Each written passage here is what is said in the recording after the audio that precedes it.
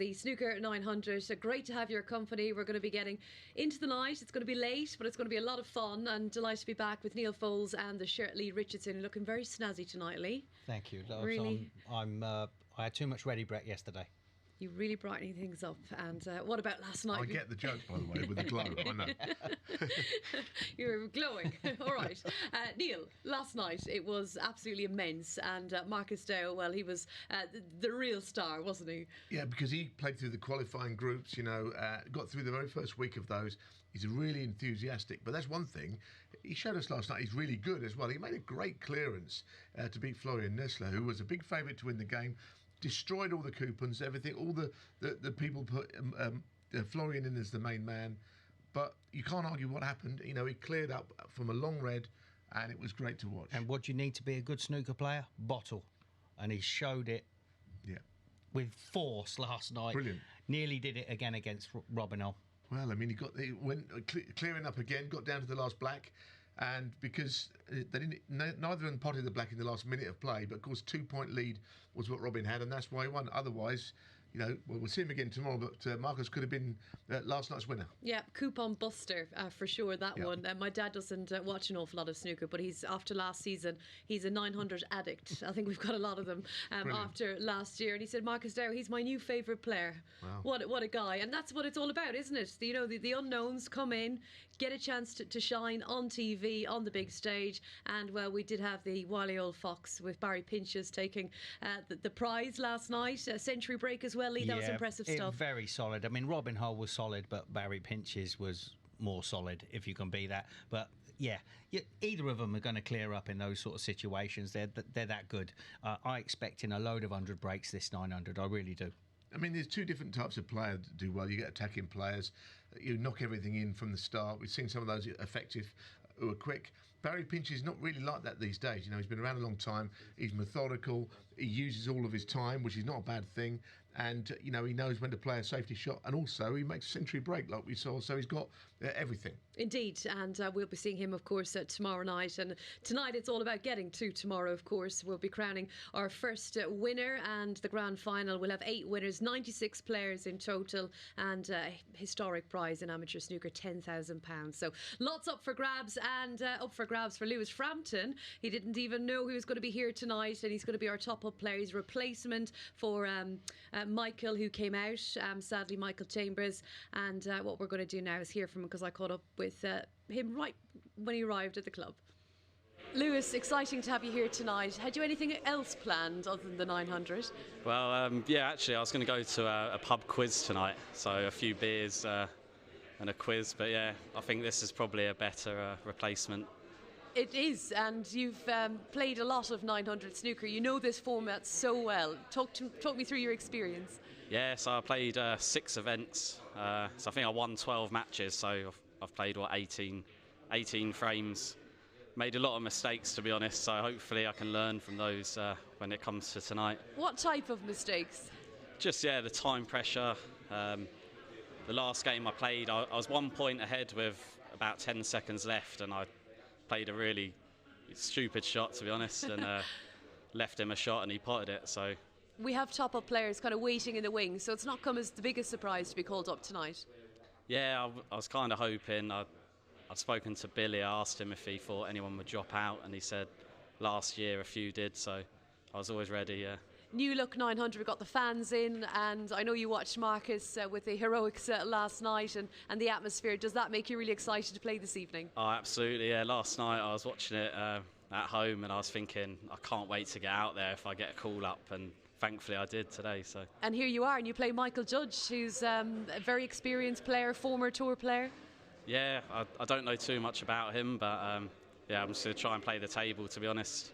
And not the clock. And don't make any mistakes. Hopefully not, no. Good luck. Thank you. Well, Lewis Frampton, very excited about playing in the 900. And interesting, he's played lots, as you said there, but he made a lot of mistakes, Lee. You've seen some of his matches, I'm sure. I have, but he's a good, solid player. but he's new to it, and the table was playing so fast, but he's played in virtually all the qualifiers that he could play in, and he's got a chance. He's got a chance against Mick. Mick don't want to be breaking off like he did last night. He's here at the 900, and he watched it all last night. He was thrilled to see Marcus win and impressed with the crowd. He was excited to get going. He had planned to go to a pub quiz this evening, but he's here. I was thinking about that. Do you remember that old Eamon Andrews, This Is Your Life? You thought you were going home tonight to go in a pub quiz, but tonight, this is obviously... You'd be good in a pub quiz. France, yeah. Well, I don't know about that. We went to one the other night, actually, very quickly. The Snooker boys, Dave Hendon, myself, Alan McManus, Fergal O'Brien. Second question, bearing in mind they didn't know we were there, what is the value of the brown ball? We knew. Really? We knew. Well, who is the best snooker player at origami? Neal I know what you're going to Foulds. say. Oh, yeah, Listen right, to Dave Hendon's podcast. Right, shall we move it along? Thank you so much for now, guys. And of course, we wish our replacement the very best of luck. He might need it looking at the odds, but it is the 900, and you just never know. He's a big prize. He's 33-1, Lewis Frampton. Robin Hull, he's been shortened, of course. He's into the final. 3-1, Barry Pinches, 7-2. Florian Nuessle is a 5-1 chance. Michael Judge, 6-1. You got Austria, Ireland, 15 different countries for this year's season. Josh Thomond at 7-1 and Marcus Day at 8-1. And the JCB, I think, Neil, was your selection. He's a 10-1 chance. Yeah, he didn't do anything to make me more confident last night. He didn't play very well, to be honest with you. He's limping around the table, apparently. He's got a bad ankle. But anyway, look, I think he's a former English amateur champion. He's got another bite at the cherry tonight. But overall, even though he's my sort of outsider to do well, he's not playing well enough yet. But he can change that. And it's also, they've travelled back from Sweden, and they were all absolutely shattered yesterday. I mean, it was a long... Yeah. And just what Long you need day. after a long trip back from Sweden, late night 900 action. We love it. We do. What about Knowles, the legend this week? Yeah, I mean, well, he's got it to do tonight. I mean, he's nearly had a road accident this afternoon leaving the club, but it was all safe. There's nothing funny it's about all that. safe. No. I'm saying it's all safe, but I don't know how pumped up he is. No, listen, I think Knowles is going to have to come good because he was very low profile, yes. He under the radar, as you say, a few bumps in the road today, but he'll be all right tonight. I think that the class surely at some point is going to come through, isn't it? Yeah, he was a little bit unlucky yesterday as well with a few of the rolls. He potted a couple of balls and then ran behind balls with, a black over the middle pocket and stuff. So, if they turn tonight, it's a tough game. Neil Jones is solid. Knowles is former world number 2 for a long time in the big days of snooker. What a man. Absolute legend. What a man is right. And he will be pumped, that is for sure. And let's take a little look at who's been talking about the 900, shall we? Season 1 was such a big success. Season 2, we're delighted to be back. And once again... Mark Williams has been enjoying the action. He said he's enjoying the 900 more than a pro event, which is nice. Hopefully you're tuning in this evening, Mark. Snooker Nige just said, really enjoyed the hashtag 900 tonight. Excellent coverage. A perfect show for any snooker night owls. We're hoping we'll turn you all into owls. Martin Yap says that he's a great start, folks. At least I know what bageled means now. Hashtag Nipois. Peter Devlin, the 900 is the most entertaining form of snooker out there. Love it. Makes me want to stay up late. Even better with a live crowd and a bit of atmosphere as well. Of course, we've got a live crowd this season. We'll see Peter Devlin playing next week, so he's going to be used to staying up late. And Richie Howson, you might know him from the Arrows, he said after watching the Standard on a great first night, I think I better stick to the darts. What do you think about that, Richie? Should he be sticking to the darts? I love Richie. I mean, I've been lucky enough to work with Jason Francis for the seniors darts, and I've watched Richie for the last two years, and he can play snooker as well, but when he turned up for his go at the 900, he broke off and miscued off the breaks. He gave a free ball in hand straight away. But he's a great dart player and a great geezer. And it was nice to see Mark Williams tweet in as well. We've got a couple of the pros watching the 900, staying up late. And I don't know if Mark's going to turn up with his good pal, his great coach, Lee Walker, because we will see Lee in this season as well, which is great. Yeah, he could be the best snooker coach in the world, Lee Walker. I think what the work he's done with Mark Williams. Mark don't hand out compliments that easily, so if he's enjoying it, we have to believe we need to get Mark in the com box, surely. Yes, I think so, yeah. He'd love the 900 com box. I know. Exactly, where you can have fun and not always say exactly how you feel. And there's cocoa time as well. I think we're selling it to him. Right, what's going to happen this evening? We will definitely have cocoa time, but more importantly, on the table. And the guys will be giving you their selections. And of course, we'll be playing out another final tonight. And then tomorrow, we will crown the weekly winner. Got Michael Judge up first against Lewis Frampton, who is a late replacement for Michael Chambers. Sadly, wasn't able to make it tonight, the World Disability Champion. JCB up against Aleix Melia, champion from Spain, which is great to see Alex here. Florian Nuessle is odds on against Bradley Cowdroy, who also comes in as a new player tonight. Neil Jones is 4-6. He's played a lot of 900 snooker. He's the favourite against the legend Tony Knowles at 11-10. Neil. Yeah, I mean, I'm leaving the top match out because, you know, obviously Lewis Frampton, you know, the pub quiz loss is our game. He's here tonight. So I'm just leaving that match. I'm not sure how that's going to pan out, but all day I've been thinking about it. I end up with Aleix Melia as one that could be interesting today. And at the bottom, surely Knowlesy. Come on, Knowlesy, let's see it. Aleix Melia, champion from Spain. I mean, have we ever had any successful Spanish player? I'm not from sure, Spain, to tell you the truth. Every time I go to Spain, I'm not playing snooker. No, and the other clue is I don't think there's very many tables over there. There are only a few, I'd say. But I know one thing, in all of Europe now, the game is growing. And that is fabulous to see. And of course, with the current world champion, Luca Bracel, it can only get bigger and better in Europe. Now, what about the pundits' pick? You're still kicking, still going, guys. You've got but Robin this is the Hull. night. This is the night. This is the big one. Neal, you've got Robin Hull and Jamie Curtis-Barrett going for you. Well, Robin obviously reappears tomorrow, and that applies to Lee alongside me. You know, we've got Robin through. He's done his bit. The JCB... Jamie, I'm not sure how well he's I think playing. they both go through tonight. JCB and Florian. Florian goes through, doesn't he? I mean, there's nothing against Bradley Cowdroy, but Florian he played well and lost. Marcos played an incredible frame. Florian is good enough to go very deep in this whole thing. He's a terrific player from Austria. Yeah. Really good player. I can see exactly why you went for him. Well, I still stand by him. I still think. Got no choice. If I'm having, I know you've picked your treble, but if I'm having an acca, I'm having Michael Judge, JCB, Florian and Neal. Go on, Lee. Go on, that's me acca. There you go. You got that for free. 7-2, around about that. Yeah, it's difficult to get. It was difficult when we were looking to see what Michael. With the late replacement. Because of the late replacement. So, yeah, something around that.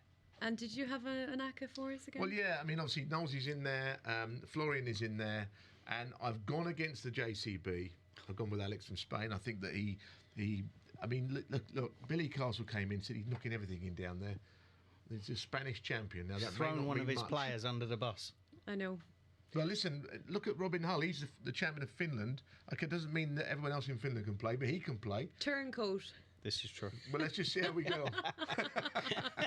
Let's see how we go indeed. And if you are brand new to the 900, good to have you with us. And if you don't know what it's all about, here we go. Each week consists of 12 players. 8 will play on Monday, with the top 4 progressing to Wednesday. 4 new players will join the 4 Monday losers in a new 8 on Tuesday, the top 4 progressing to Wednesday. On Wednesday, the final 8 play down to crown our weekly champion.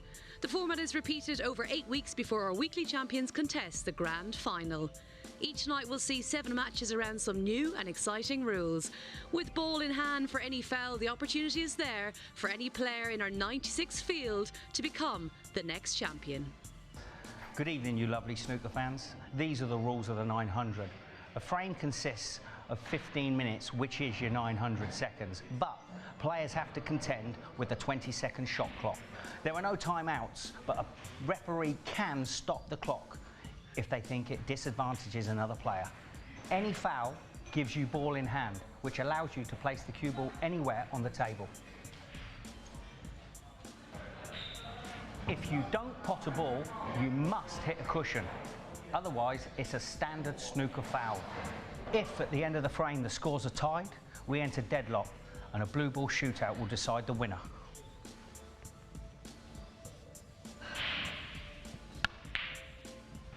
And finally, folks, the break-off. After you've made contact with the reds, the cue ball must come past the pink spot.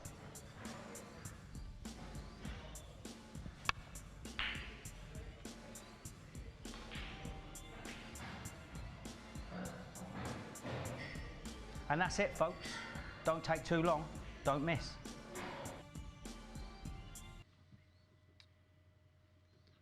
And it won't be too long before we get our players out for the first match of the evening. Michael Judge, who was up here, came into our studio. I said, if you win, you can actually come in for real. He says, I'm not sure. He says, I'm not sure about this format. But he looked pretty sharp last night. Did you guys think? I thought he was. I didn't think he looked sharp, to tell you the truth. I mean, we were talking about the break-off, and a few players are going to play the break-off plain ball, so you don't have to worry about the throw. And I said to him, we talked about this before we went out, and he went, no, I'm just going to play the end red. And then he's hit the blue, and he nearly chipped the blue in the middle. So I've spoke to him tonight. He said if he wins the toss, he's going to let the other geezer break. Well, he was clearing up, wasn't he? He was with one so shot close. beating Robin Hull in the end, missed that green. But then he said it last night and again tonight, how he went through all his matches in the shootout and how he's lost them all in different ways. So he's talking himself down a bit. He said he's coming up here tonight because he feels that he might not come back again ever. It's like now or never. Is that kind of things people do with snooker players? You kind of play it down, talk yourself down a little bit? Yeah, it depends how you're feeling. Not Billy. He'll tell you he's going to win it. It's Billy Castle, if you're just tuning in and wondering who's Billy.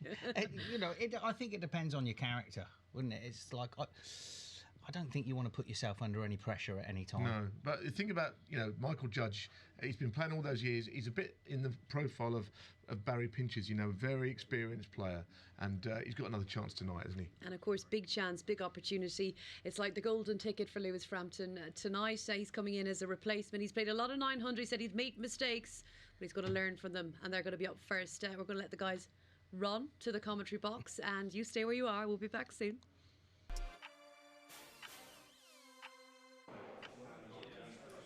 Good evening, snooker fans. Welcome back to the 900, Day 2, Week 1, Season 2. What a great match we got to start off with tonight. Michael Judge, Lewis Frampton. What do you think, Neil?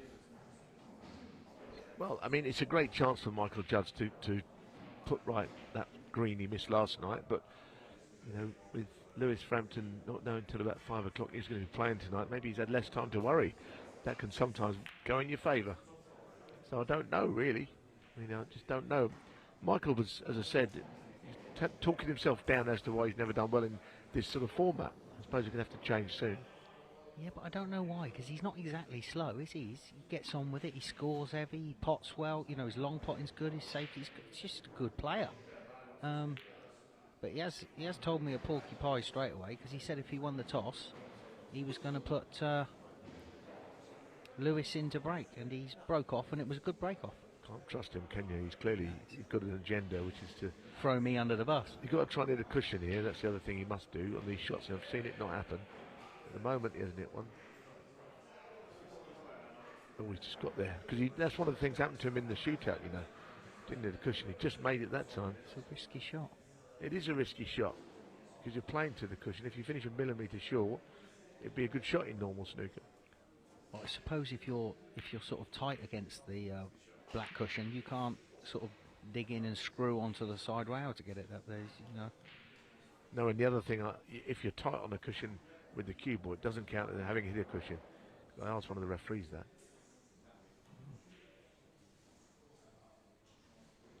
So he's got a shot to nothing here.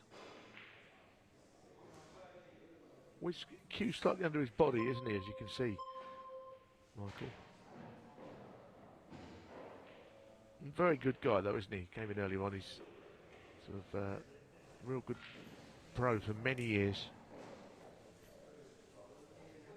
Yeah, he used to practice with Steve Murphy. Do you remember Steve Murphy? Of course I do, yes. Steve Murphy, yeah, goodness. I saw a picture of him recently on social media. He's doing all right, I think, looked well. Yeah, great guy. He was sort of the life and soul, wasn't he, back in the day? Yeah, everything. They used to play, I can't remember the name of the club. I went over it. I'm not sure if it was Potters or something like that, but they had Eugene Hughes in the club. He's in this year. I can't wait to see Eugene. I haven't seen Eugene for so many years. Be good to see him, actually. Anyway, Michael is. That was a chance. It really was. That pocket is pretty accommodating on those shots.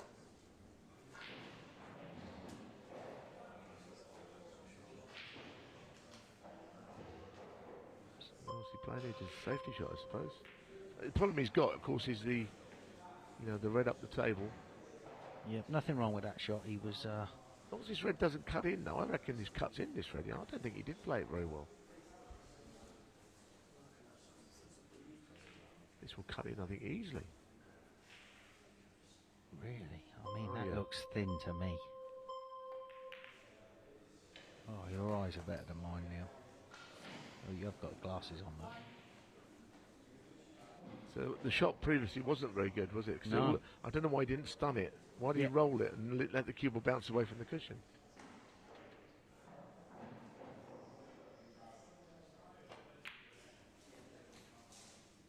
So we have to remember, Lewis is going to be feeling more pressure than Mick.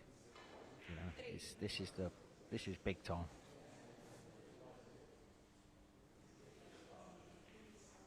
But, I mean, they're sitting beautiful as well, aren't they?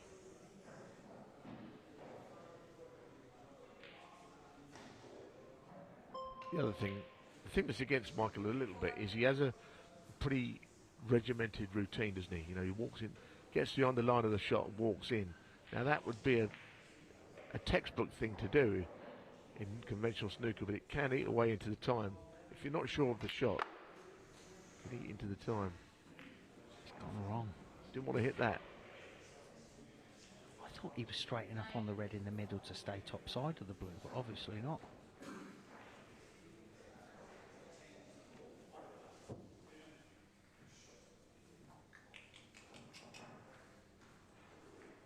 His sister Paula is a fair snooker player, you know. Yeah, regards to Paula.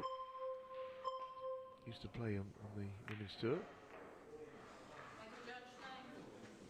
What happens here? I mean, this is horrible, isn't it? I mean, you could actually just go cushion first into that red, and it could be a stalemate. I mean, I don't. Why wouldn't he just play into the cushion here? Have we ever had a re-rack? I don't think we've had a re-rack. I think that can happen, can it? Oh no, what's happened here? That's a disaster. What an extraordinary shot.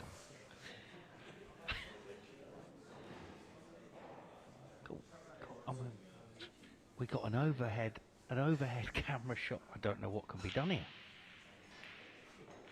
There's only one shot here. I've no idea what it is.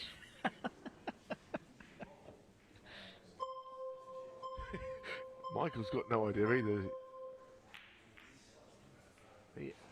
He wanted to play that little shot I said, but I thought he felt he'd like to play a foul of some kind. Wow, I can't believe it. It's amazing, isn't it? Well, it's quite thin, you know. It's not hanging.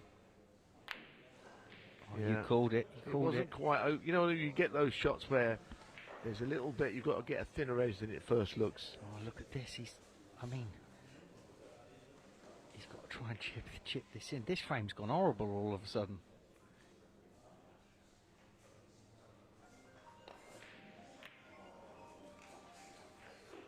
Oh, he's played that well.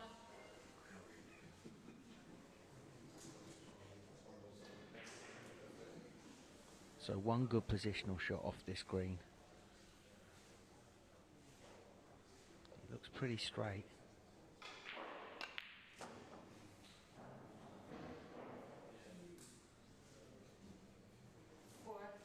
So where's your positional shot coming now? Well, he's just coming down off the cushion somewhere in the middle of the table, but it's going to have to be the pink. Black can't get on the black from there, can he? I don't see any way.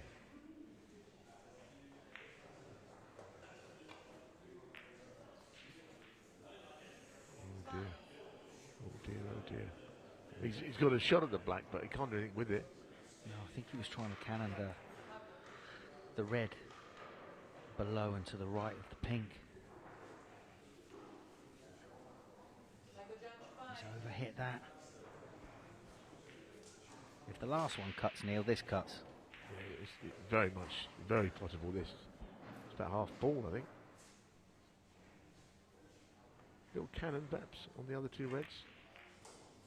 Oh, nice shot that is. That's a really nice shot. Left-handed shot now. He could be away here. Well, I mean, Mick's had what, 2 or 3 good chances in the balls there, and he seems to have mucked up somehow. I think he stunned that a bit more than he meant to, you know. Oh, shot. He could have rolled the black. A lot of players have done that. Josh was doing it yesterday, wasn't he? Just tiny little bit too low on the white ball. Very responsive. Brand new cloth, heated. He's got himself out of position, really. I mean, you know, how's he ended up on this black like that? I know he's drafted in late, and he might not have had much of a prep for this. Nice shot. Yes. Nice recovery. Cued it well. Very well. Bang in the middle of the pocket. Don't know where the next red's coming from.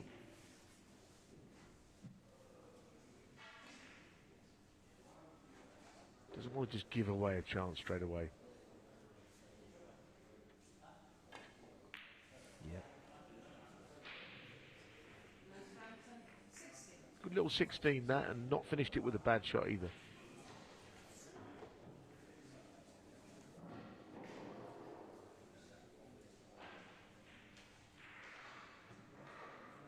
He's going to try and move this red, yeah. That was the shot, Neal. Yeah, no, it's quite trouble, isn't it, for Lewis? Because what do you do here? I mean, you might be able to get the cue ball down the table. He's jacking up. Oh dear.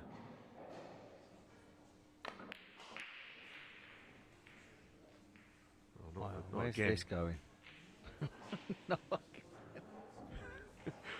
Well, yeah. That's a little bit unlucky. A little bit unlucky to stick it, really, where the cue ball's next to the pocket as well.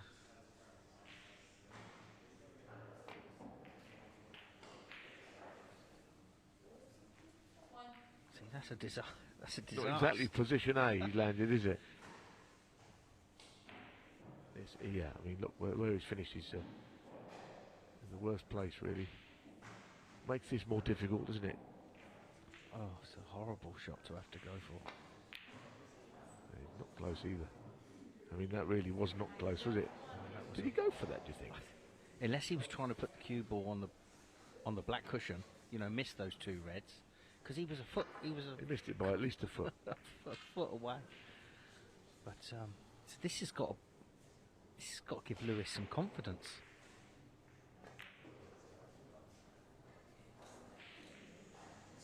Would you Adam and Eve it? No, anywhere but there. Now he's going to have to play the yellow. He don't want to be there either. Bit like the shot that Michael had to play on the blue. Shouldn't have been in this position. He's going for it. Real cueing shot, isn't it?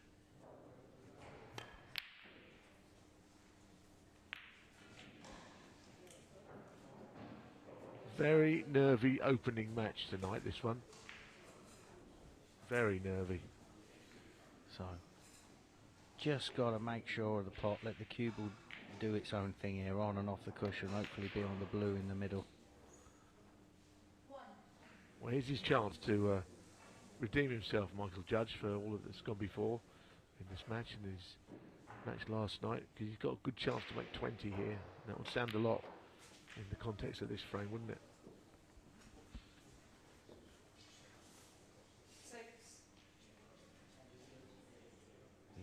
I think he's thinking, take your time, run the clock down a little bit. I know he's only 4 points in front, but he's thinking to himself, he's guaranteed 4 to 6 shots here, and he's under it the blue. He's under it that red, rather. It's all right, isn't he? But as you say, you know, he can't just screw directly behind it. I think unless he can just drag it in, he might have to use the cushions here. Yeah. That's not going to go behind that red, is it? Of course it is. Of course. I mean, that's what happens at this game. You lose position, you pay the price.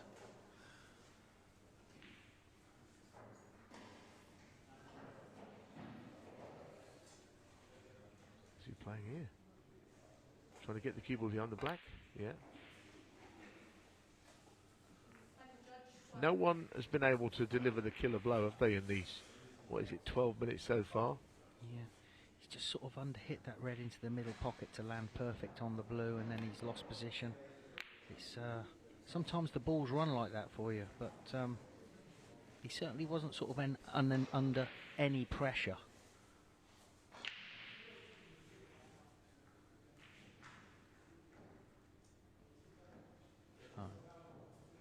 You're going to softly roll this red in above the yellow.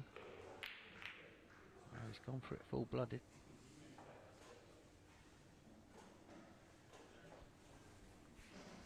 Yeah, I mean, the three reds in the middle of the table are certainly enough for Lewis to get back in front without worrying about anything else. A cross double? Maybe. No, he's just played the safe. Is that further twists are coming this 2 minutes? I'm sure there is. Because Michael Judge had absolute nightmares in this format and the shootout over the years. So he's got a little barrier to cross. He's got to get one of these matches won somehow.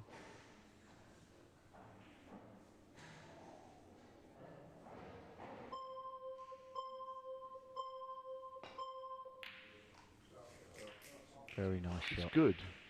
But what happens next? Is he on the blue to the middle? Does he really want to be playing it either? Because, I mean, I suppose you would fancy getting it, but I mean, you can't. Obviously, to miss this, it could cost him the match. It looks okay, though, doesn't it? But is it? Thought about it. Thought about it. Certainly did. Well, he's in command now. And if he could put another red and another colour, then I think he'd be on the victory lap. I'll be running this clock down, this 20 seconds right now, right to the wire on this one. There's only a minute left.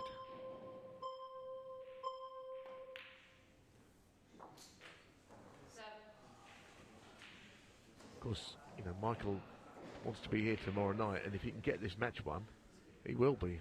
In the final night where you've got your outright champion for the week. It's massive, isn't it, to be here tomorrow night? So this is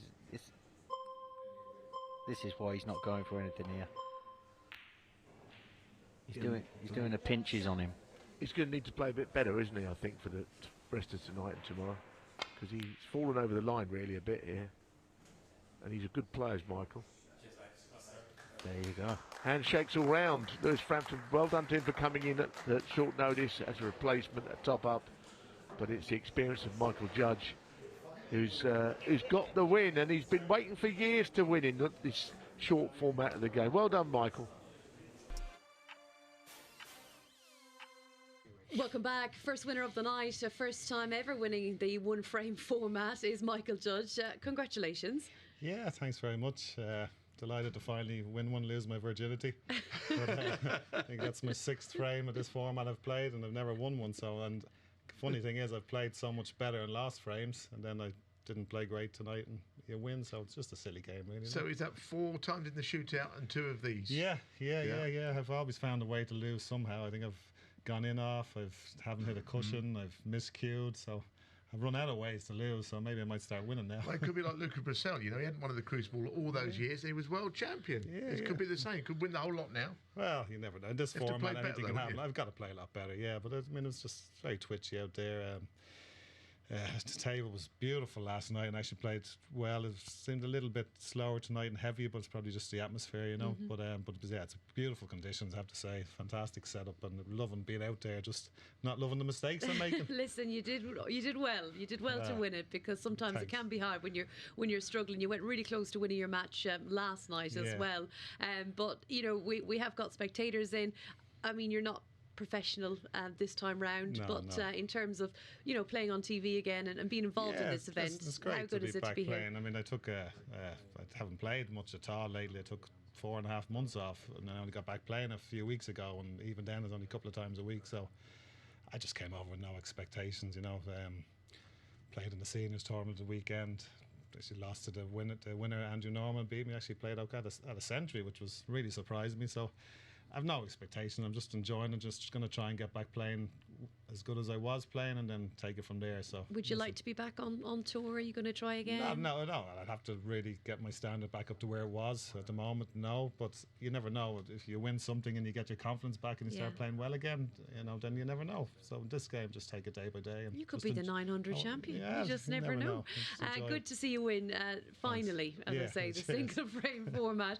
Right, folks, you ready for more snooker? We have got Jamie Curtis-Barrett up against Aleix Melia, of course. champion from Spain, 13-8, and the JCB 4-9. And we'll be seeing Michael a bit later. He'll be playing the winner of this match. So in commentary, let's get to the arena. It's Billy Castle first up, Lee Richardson. Thank you, Rachel. Joined with fantastic Billy Castle, and obviously he's got all the knowledge of all the players. So unlike myself and Neil, we struggle a little bit with these newer ones. What's your knowledge on Aleix Melia? Yeah, well, I know over the years he's Spanish champion, and he plays out of Dan Leyson's club in Barcelona. He's played a lot of European and IBSF Worlds, and I played a few frames from early on in practice, and he had a couple of 50 breaks. Kid can definitely play. How many tons did you have against him? Let's just say it was over 3. So, well, the Q-ball seems to be running. Yeah, they've just been down to watch the first game of Michael Judge and Lewis Frampton. The table's running absolutely beautiful.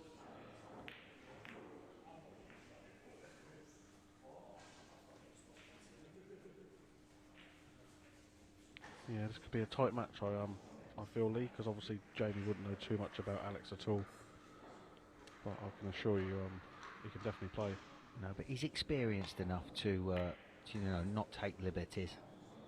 No, but that's a nice safety shot. Oh. Yeah, Jamie's been around a long time, an English amateur champion.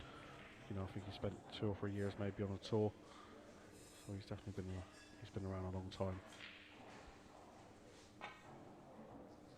Yeah, he didn't have a great night last night, but he'll be calmer today. Plus you've all travelled back from Sweden yesterday, and the boys were absolutely shattered. Howard Barry's made a century at 12:30 at night after that journey home. Yeah, it's absolutely mad. I mean, I come back from Sweden myself, and I was absolutely drained. I couldn't look at a queue yesterday, let alone trying to play like these lads. Yeah, I mean, Josh, where did Josh fly back into? He's travelled from Liverpool, didn't he? Then he had to drive from Liverpool to here to play last night. Yeah, back into Liverpool, wait for his queue, which did turn up this time, and then obviously drive all the way down yesterday. Oh, but that's a ball in hand there, Lee. Yeah. So it's first chance to Aleix. He's going to like that. You could play the red down the left side. Well, the red he's playing now. Just drop it in, land eye side on the black, and he's playing in behind it. I would have left myself a straighter on this red, to be honest. Yeah, see, it's a bit of a, because you needed to be on these 2 reds that go, because I'm not sure. Yeah.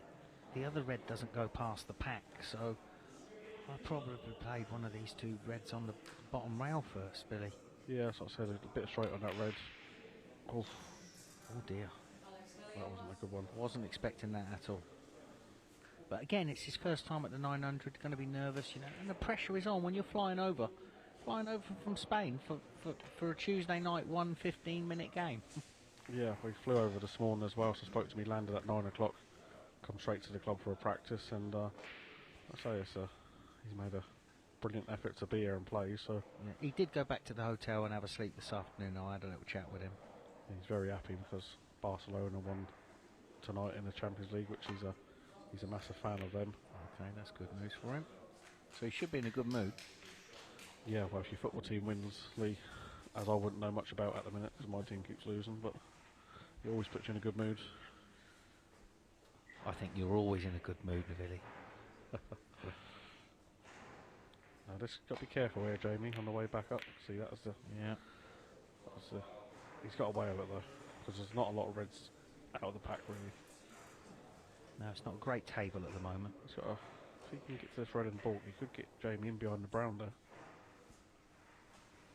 Don't want to go in off, though, Billy. Well, he's played a nice shot. This is what I was impressed with earlier when I played him. His safety was very, very good. Yeah, he's used the yellow there to stop him coming down the left-hand side of the table. So is Jamie having a go at this? Oh! How's that not gone in? Oh, he struck it well. Cool, I would have liked to seen that again.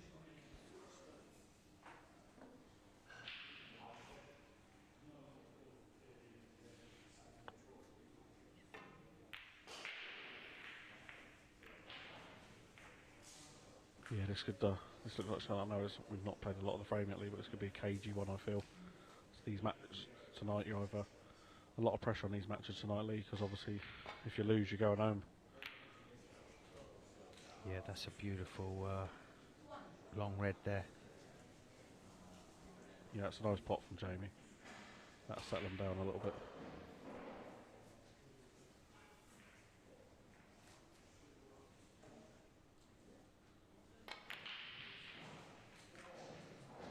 Dear. I'm not sure what he's played there, Lee. No, I don't know. He could be in trouble here if you can't see the sides, but he's okay. You can see the clip the thread and just don't want to catch the black on the way up there. Just a bit. I'm a bit bewildered. Yeah, this feels very cagey so far. That's a nice safety shot he's played there. That's not a plant top of that pack there, Lee, is it? I don't think it is, but No, I don't think so. I think it's going to hit the black cushion. well, this looks like it's going to slide into the pink. Yeah, I didn't like the way he was aiming on that cushion there, Lee. You called it well, Sam. It's another ball in hand, but 2 ball in hands already. So one to beat so far. Has he left a good? He hasn't left a good angle, has he? To go into the pack. I'm not sure he has. Yeah, he did well to bring a few into play here. I mean, Billy, he needed to be parallel with the pink to the black cushion, didn't he? Yeah, power into and get a few into play. Just run that in, and he stopped it dead and didn't have the angle to go in the pack. Okay, well, he's going into the pack here. Unless he's playing safety. He's not playing safe. Yeah, he is. Oh, he's found a... Well, that plant was on. So if that plant was on in the first place, why didn't he just pop the pink and screw back for the plant? Maybe he didn't see it. Maybe he's knocked it on when he went on and off. I don't know. He should have been a lot tighter, but should have played a better safety than that there as well, Lee, really. Because Alex could put him in trouble here if he finds a line where he's just pointing his cue.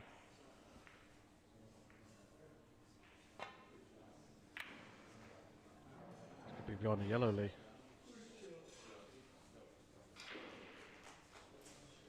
Yeah. It's a nice safety shot. Yeah, he's blocked the right side of the table off there.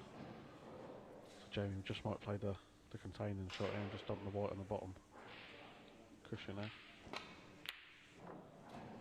I tell you what, Billy, you couldn't have got that more wrong. No, I didn't see him taking that one. He was leaving so I much on there. He's been so cagey. He's played the blue into the middle, like didn't even play for a red. And now he's taken. Took a red on there, and knowing really he wasn't going to be on a colour. I thought, no, because it's only really value if you land on if the pink goes in the middle. Yeah, well, that's a nice safety He's shot. played a good safety, yeah.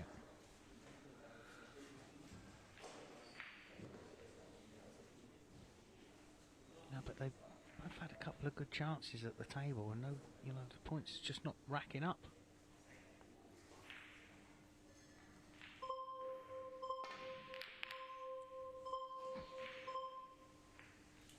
Okay, so the points at the moment, we've got the JCB on 21. Oh. Alex is on 5. Well, he's got away with that one. He's completely just had a bash at, a shot there, and he's left it safe. Okay, what's with this full in the face, Billy? He's played that well.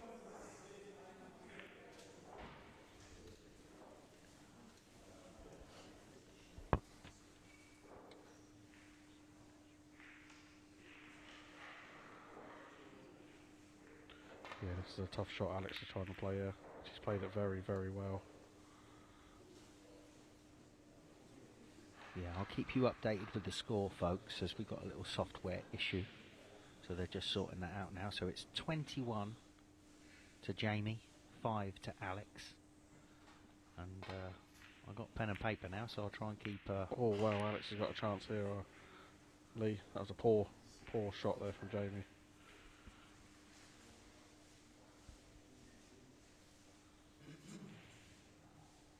I was watching him early, Lee, how far back he used his cue on his hand on the cue there.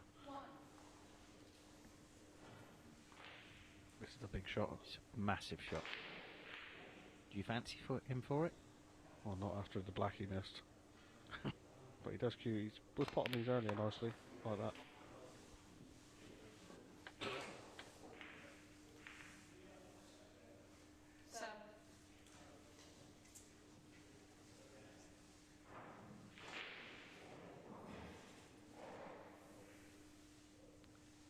Great save.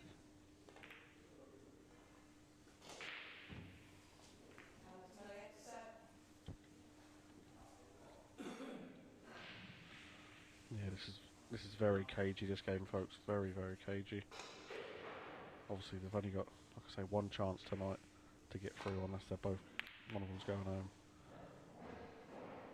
He doesn't want to go in off. Yeah, this is getting cagey, Lee.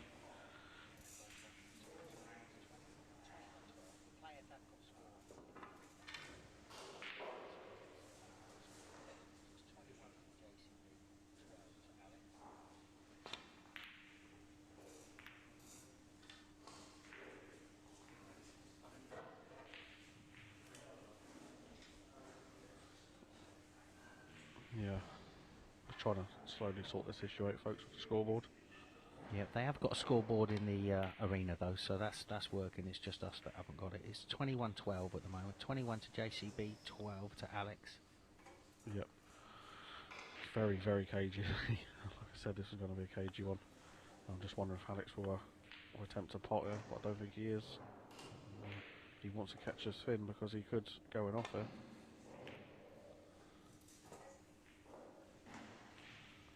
So I'm not sure how many minutes we got left, but I reckon we got about 4. Yeah, four maybe. But this is a big shot for Jamie now if he decides to take this shot on. He's going to be leaving reds if he does miss it. Doesn't have to go for it if he doesn't want. It's a great shot. Yeah, it's a nice pot there. Cued that very, very nice. He's a big favourite now. Yeah, we've got 3.5 minutes of play left.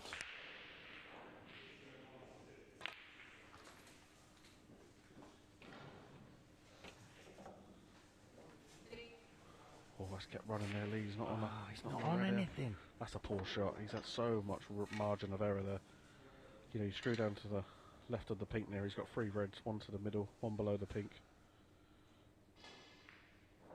So he can still chip this in. Where's the cue ball going, Lee? Where's the cue ball going? Can't be that unkind, surely. Right, now what's the shot? No, he could run. He could have run in the. He's going to try and tuck him behind the blue. Try and get him behind the brown. But he could have run into the green there, Lee, and he's not leave. He wouldn't have been leaving too much. So the score's now 25-12. 25 to JCB, 12 to Alex. We've got 2 minutes 30 left of this frame. Oh, that's a nice pot from Alex. Is he on the black? Is he on the black? He is. Unbelievable. See, if he'd have, like I said, if he'd have rode to the green there, Jamie, he wasn't leaving that red. Yeah, but he had to hit a cushion, don't forget. Yeah, he could have pushed the white half ball into the green. Yeah, okay, I'll let you have that one. I know you're a 1970 player, Lee, I'll let you off. Cushion first, then behind the green. So that's 8. Alex has put him on 20 points now. There's only 5 points in this.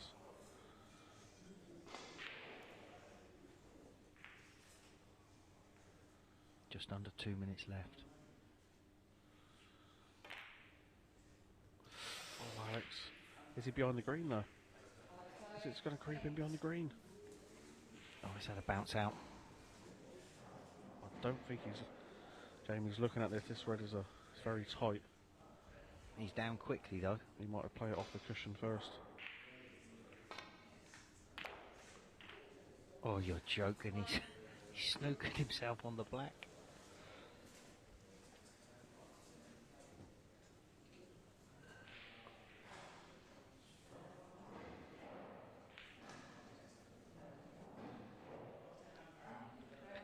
Can you tell what the score is, Billy, with my writing? No. There's a lot of stuff going on with your writing.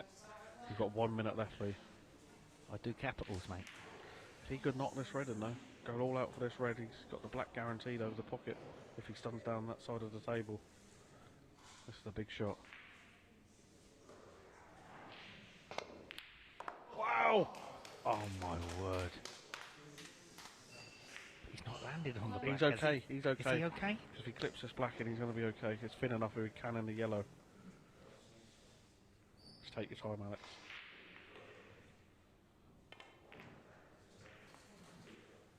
Just run the clock down now.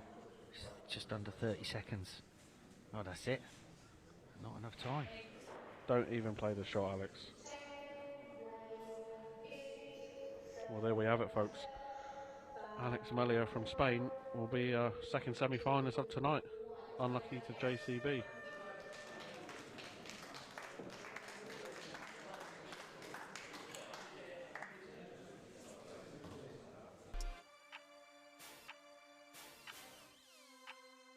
Welcome back, everyone, to the Snooker 900. And first thing, apologies. We have had a few technical issues here with the clock and the score and everything. But we are joined by the winner, Aleix Melia from Barcelona in Spain, Spanish champion. Great to have you with us here in Reading, in England.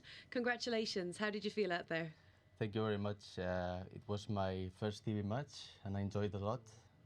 And yeah. Looking forward to the next one. Yes, and we're looking forward to seeing you play again. Tell us a little bit about yourself and your snooker history. When did you start playing? Yeah, I started playing 10 years ago with my father because we started watching snooker on Eurosport. And yeah, we found a club with 2 tables and we started playing. And yeah, now I'm practicing a lot with a Belgian guy. And that's why I'm improving. You picked the right country there, I think, to be Yeah. practicing with someone from Belgium at the minute. Obviously, Luca Brissell, world champion. You got Julien Leclerc, Ben Mertens. It's becoming very popular in Europe. And in terms of snooker in Spain, we were all thinking, has there ever been a Spanish professional? The answer is no. No. Is that the goal? Is that the dream? Yeah, maybe. Yeah, it's definitely my dream, but. Yeah, I'm a very realistic person as well, and I'm very happy to be here enjoying the tournament. Yes. And Lee, you've picked out a couple of shots to ask Alex about. Well, I mean, the last pot, I mean, it was looking like it was all Jamie Barrett. I mean, the frame was scrappy, but then the last, I was thinking, what's he got to do here? You know, you're running out of time. The black's sitting over the hole. You didn't really even land on the black that well. But, you know, I'm thinking, what's he going to do? And Billy said he's just got to clip it in and that's it. And it was just an unbelievable red. What was going through your mind? Yeah, it was just 1 minute missing and I had to go for it. And that's it. Yeah, just focusing on my technique. 1, 2, 3 and bang in. Yep. And yeah, that's it. The black was waiting there. It was a brilliant finish. It really was. You talk about your technique. How much do you practice? Have you got a coach? Obviously, you mentioned your father there. Yeah. Is there somebody else that is coaching you, helping you along? No, when I started, when I was maybe 16, 17 years of age, I came to Sheffield and yeah, I had a professional snooker coach to give me the basics of the game. And then back to Spain, I had another coach just to consolidate my technique, but it's been maybe 5-6 years that I haven't had any coaching. Are you sorry, Rachel? Are you still in the same club now, or have you moved to another club? I moved. What I told you, a Belgian guy came to Barcelona and opened his club, and now we are practice mates, and we are playing there in the. And this is a club with 2 tables. Still only got 2. Yeah. So it's the same club. Yeah, we have a star table as well. Oh, that's nice. Yeah, very nice. Because years ago, when we had club tables and I went to Europeans or Worlds, the conditions were completely different, and it was very, very hard to adapt to the conditions. So yeah. And with the conditions, obviously, in Spain, you get a lot more sunshine than we get over here. As you can tell, I've just come back from Spain. How difficult is it to adjust to conditions? You know, I mean, some of the players down there are saying that the conditions are fabulous tonight here at the Crucible. Yeah, very nice. I was a little worried about the slide because, it's sliding a lot. Yeah, because you come off the cushion and hit the pink on the safety. Yeah. Billy called it. He said, I don't like this. It's going to slide off that cushion. It's tricky, isn't it? It's not. It doesn't play exactly the same as a club table. Yeah. Now it's been maybe a year that we haven't changed the cloth, and it's difficult to adapt. But it's great, isn't it? And playing on TV, you mentioned the Belgian guy, your practice partner. What's his name and who's watching? Who's watching you tonight? Yeah, he's that lesson, and he's one of the top players in Belgium. And yeah, I had my technique, but I'm getting better and better because of him. Because I practice with him, I play with him, and yeah, that's it. You always got to try and practice with better players. That's why I travelled a lot when I was younger, just to get to practice with better players, because you improve quicker. You get to see the shots they play, and you end up learning. Oh, he played it like this, and you think, oh, I didn't think of playing it like this. So it's always good to play with better players. Yeah, absolutely. You learn, don't you? And you've learned enough to win your first match of the 900. Congratulations to Aleix Melia, then our Spanish champion. We'll be seeing him a little bit later. And next up, it's going to be Florian Nuessle, who is the odds-on favourite against Bradley Cowdroy, of course, a new player versus loser from yesterday. The odds are on screen, 2-5, Bradley 7-4, and that's coming up next on Sporty Stuff TV. We're going to have a very quick break. More snooker coming up soon.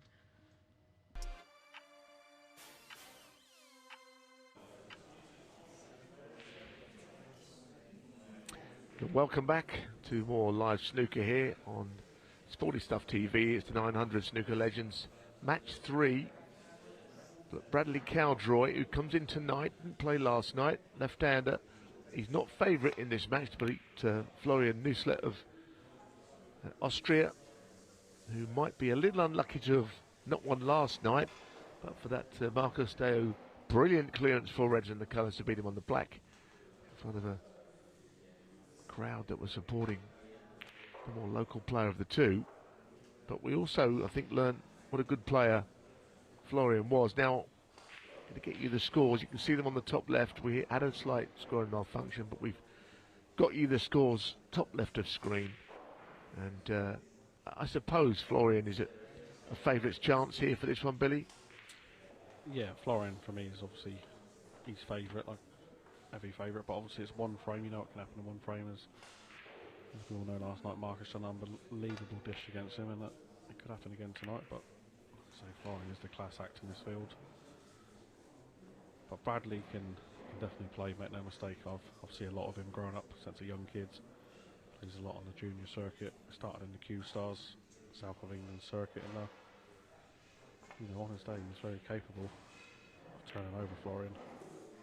That's not a great shot now. No, yeah, but he played it quite boldly, really, didn't he? With a view to just sort of either getting in and getting on the black, or in this case, leaving Florian this chance. I felt sorry for Florian in a way. I was pleased to see what happened last night, but, it was a disappointing defeat. But, of course, if he wins this match tonight, he'll be here tomorrow, and he could a force in the game. He's a good player, close to being a professional. We've mentioned the story a few times, but he was bitterly disappointed not to make it through Q School in the last match during the summer. So he's not a tour player, but he's as good as some tour players, I think. Yeah, certainly. He was very unlucky last year. He got to the final of Q Tour playoff as well, which he lost to Ashley Carty to get on, and then he got to the final round of Q School qualifying where he lost by one frame to get on. So he's knocking on the door all the time, and I believe he's the IBSF World Champion.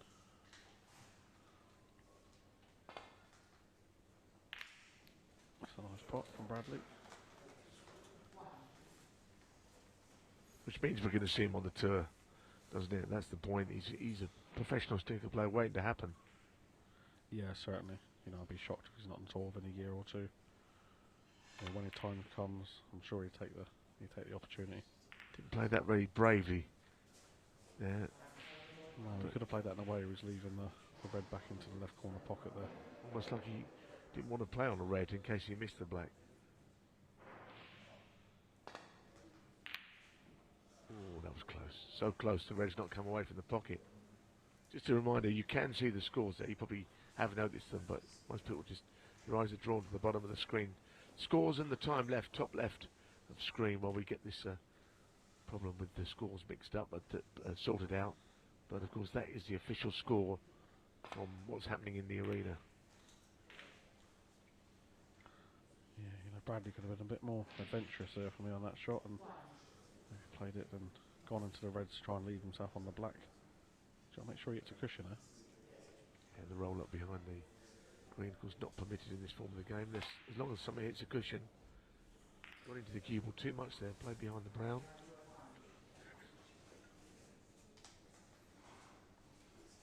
Yeah, Florian's going to play the up and down there. If he hits this nice, he could be up and down and get in behind the yellow.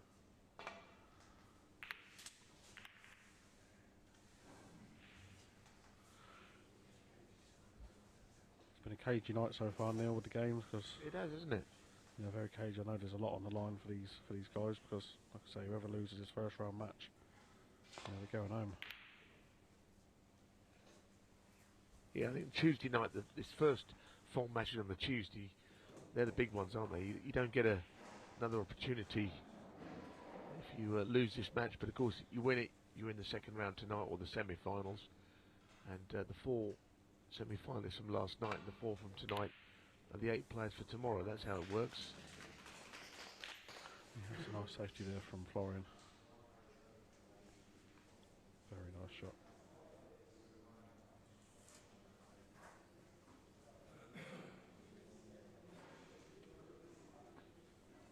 Well, he's playing the thin safety shot here. It's not easy to get this shot right. Oh no, he didn't. He played the other shot, which was some kind of containing shot. Risky though, because he left a red up into the yellow pocket here. Yeah, and he's got a... Florian could play this in a way where he could be on the black here and not leave too much after it. You know, to ready, possibly playing now could be the only red he leaves. Oh, that's a nice ball. Yeah, played it the other way, didn't he? Which he would have left a red there. Maybe he felt going to the bottom of the cue ball, he gave him a better chance of potting the ball than the other way. But each player might have played that last shot differently. But it's another chance.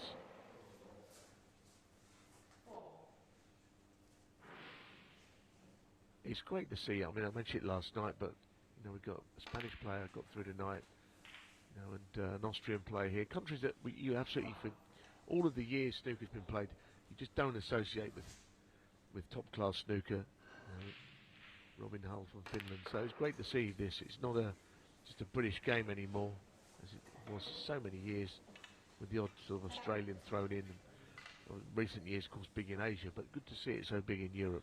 Yeah, the game is growing in Europe. You know, I've been around and playing a lot on the Q Tour. You know, there's a young Hungarian coming through as well, who's a brilliant player. I'm sure we'll see him on a tour one day. You know, there's a lot of good players coming through.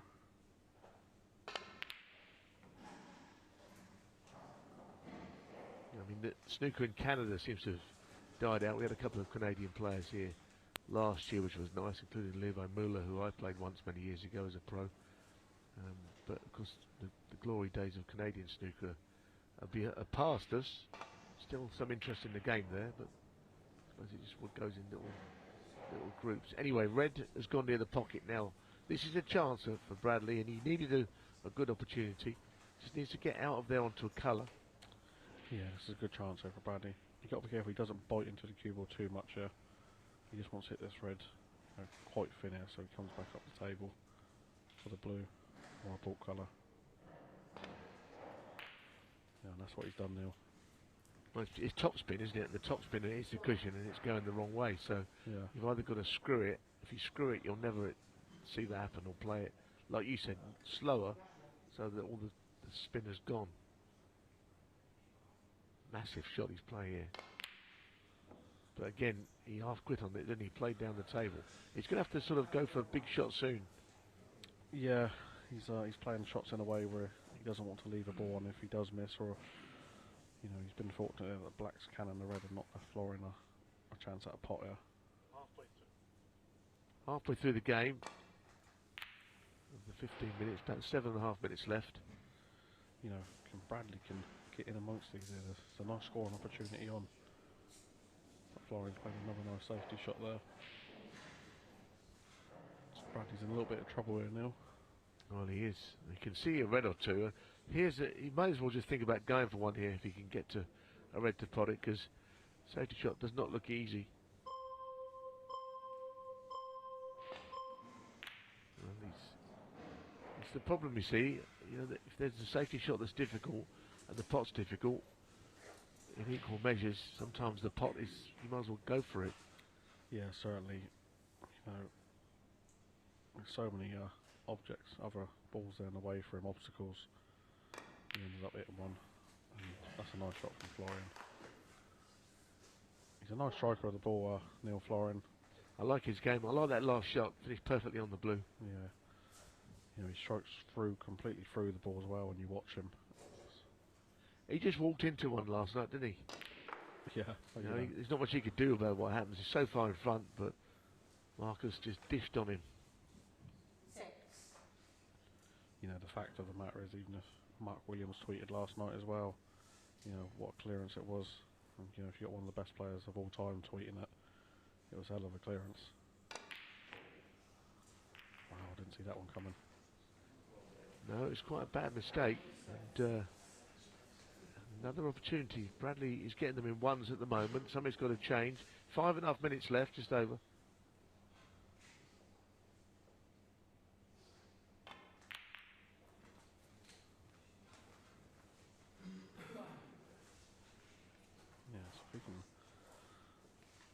Done this white side cushion of a bit aside. He'd like to be on that red underneath the pink.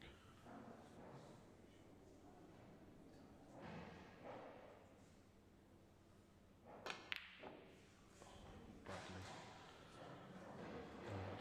He's not queued that great now because he's played down for the middle red of them three in a line there. Well, it's not easy, is it? You know, a lot of people see a match like this playing on the telly, something they're not used to, and every shot gets noticed, and at the moment he's not quite done himself justice. He's a lot better player than this. Yeah, Bradley's a very good player. A regular England starter in the under-18s and under-16s. So, you know, he's on the junior development tour. He was, so he's a very good player. Yeah, that's not the greatest of shots here from Florian. No, it's okay, isn't it? But like you say, it's not. Obviously try to get him behind the brown and leave Bradley in a lot of trouble. So we're 4.5 minutes left, 21 points to lead, 25-4 as you can see top left. Yeah, but like we said, these matches tonight, there's a hell of a lot of pressure on these players. You know, if Florian loses, he's got to find a flight back to Austria.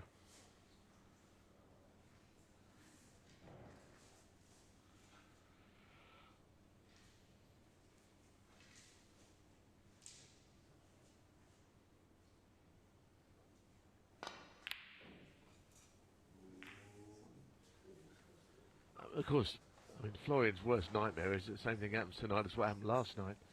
He gets dished on at the last minute, but I'm not sure.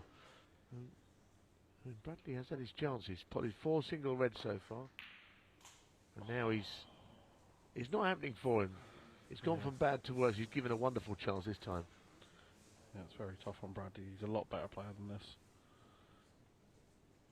But like I say, now it's tough out there first time on TV.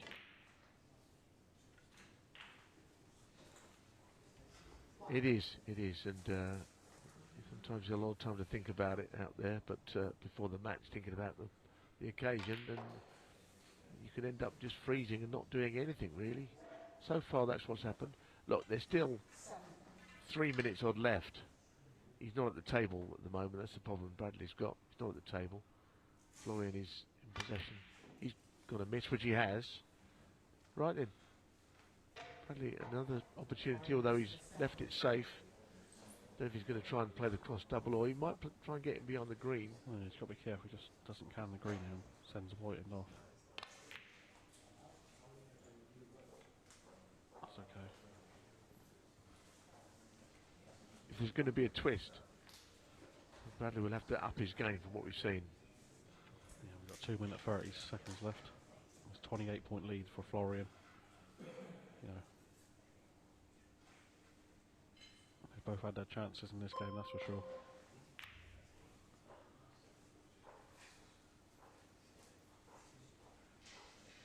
They could be on a Chinese snooker here now. It's nasty, isn't it, this shot? But he's going to have to go for something now. This the red by the black, maybe. Yeah, he's got the green waiting for him if he pots this. Good shot. Now then, Bradley, what are you going to do here? Don't finish in front of there. Don't finish in front of the yellow. Wow.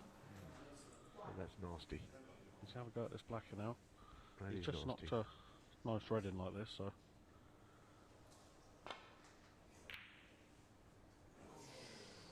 Nearly happened again. So he's potted 5 single reds, but worse news. Minute 40 left. Florian 27 in front, and really he looks a near certainty from here, because despite the fact he's missed a couple, you know, his opponent Bradley Cowdroy has not really played to his best tonight. 5 single reds. yeah, he's not played. You know, he's a lot better player than this, and but it's tough out there. It's a different format of snooker that he's not played before, and first game live on TV can be tough.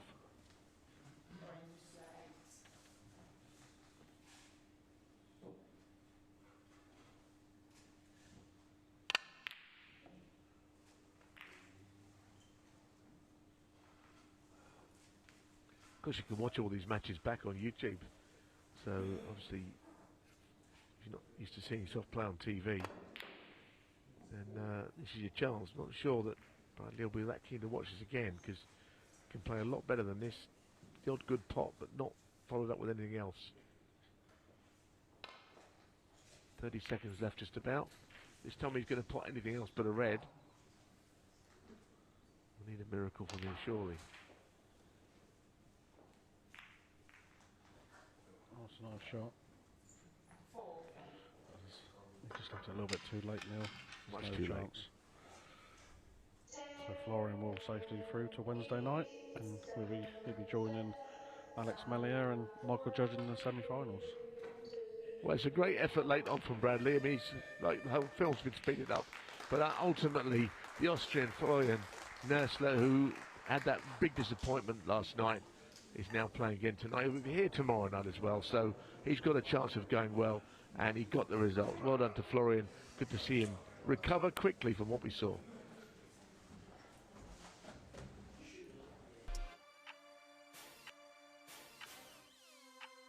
Welcome back, everyone. Hope you've been enjoying the action this evening, and it's been a good night for Europe. We've had Spain, and now we've got Austria. Florian Nuessle, congratulations. It was a bit of a weird night last night, wasn't it? Yeah, it wasn't the easiest to take, that's for sure, but you know, that's snooker. I've been there before. It's going to happen again. What happened last night, it's just the way it goes, but you have to take it on the chin and move on. Something about someone clearing up against you that hurts, isn't there, like that? He didn't look like it was possible. And also it was quite maybe a partisan crowd. A lot of supporters he had as well, didn't he? Yeah, Marcus obviously got a lot of fans here. What I had to experience yesterday, I didn't know that, but yeah, it was great atmosphere yesterday. It's what you call an away match last night for Florian, wasn't it? Very much so, and you've come all the way to England to play in this event, and I know you went so close to being a professional, losing out by just one frame. I mean, the hunger is obviously still there. Yeah, definitely. I mean, that's the ultimate goal. Not only for myself, but being the first from Austria would be great. Not only for the country, but also maybe for the sport. And yeah, that's definitely the goal. And what you've had, you have played some main tour matches as a top-up. How have you enjoyed those in the past? You've had 1 or 2 big games on TV.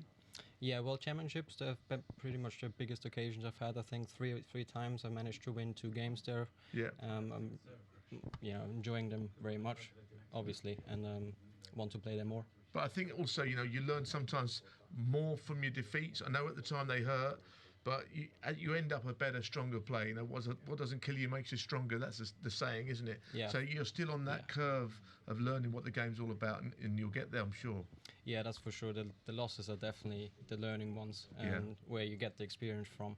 I've had plenty in the last couple of months, but I'm pretty sure if I can get over them and learn from them, which I definitely try and will. I think I'm going to be all right. I think you'll be just fine. I think so too. It's been fab seeing you win tonight. You're going to be through to the final tomorrow evening. Is there anybody tuning in Austria? Hopefully somebody's been able to find Sporty Stuff TV out there. Yeah, family, plenty of snooker enthusiasts and obviously players. So many supporters from Austria tuning in. And how many times have you been champion of Austria? 6 times. 6 times. 6-time Austrian champion in the house and through to the next round here this evening. He'll be back, of course, Wednesday. We've got so much to look forward to. And who will be the final semi-finalists this season? We're about to find out. Neil Jones is 4-6 up against our legend this week. It's Tony Knowles, 11-10. So let's get to the arena and to our commentary team. Yes, thank you, Rachel. This is our last of our quarter-finals tonight between Neil Jones and Tony Knowles. And delighted to be joined back by Lee Richardson. Lee, it's going to be a tough one to call. Yeah, I think Neil Jones, he's favourite, and I think he should be as well. The amount of 900 he's played over the last few weeks, Billy, I think he's played more than anybody else. Yeah, he travelled every week to play in the qualifiers. You know, earned his reward by finishing top of the rankings after the 4 weeks. And he played very well. He didn't in qualifiers. He's very solid every game. Someone had to play very well to beat him. You know, he lost to Marcus in the first final. Marcus had a 1 visit. You know, he lost in another final, semi-finals. He played well. Yeah, yeah. As I can see, our scoreboard's back up and running. We've had a network server in the area go down, so it definitely wasn't my fault, Billy. No, it certainly wasn't. But that's an attack and safety shot from Neal. You know, that's what he's done. He's opened the balls up. He's not been bogged down by any safety play at all in this. He told me he just wants to get in, and if he can get in, that is, and try and score a few. Well, I was just chatting to Josh downstairs, and he's been playing a safety game with Tony for the last, this afternoon for like 2.5 hours. I think they played for just safety shots. Like, and if you get it in a certain area, you get a point for getting it into bulk and stuff like that. So I actually watched about half an hour of it, and it was very, very enjoyable. You've got a lot of time on your hands. You've got a lot of time on your hands. So. No, you wouldn't want to be playing Nuessle at that game, would you, for a bit of money? No, well, there's a first mistake from Neil Jones there, not getting the cue ball back, pushing a red over the corner pocket. If he can find a gap back through, which he has, just over it a little bit. He looked a lot less pace on that, where he could have been on the pink or blue either way. But yeah, it's been absolutely brilliant having Tony in the last couple of days, Lee. You know, he's such the stories he tells, and you know, he's brilliant. Brilliant to have around the place. He just loves snooker so much.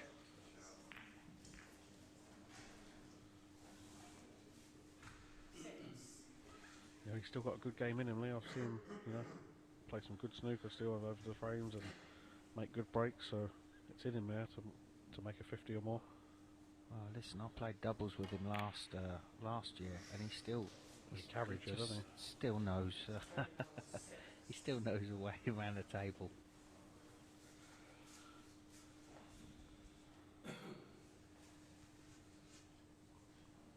Everyone supports him as well, Tony. He's such a likeable bloke.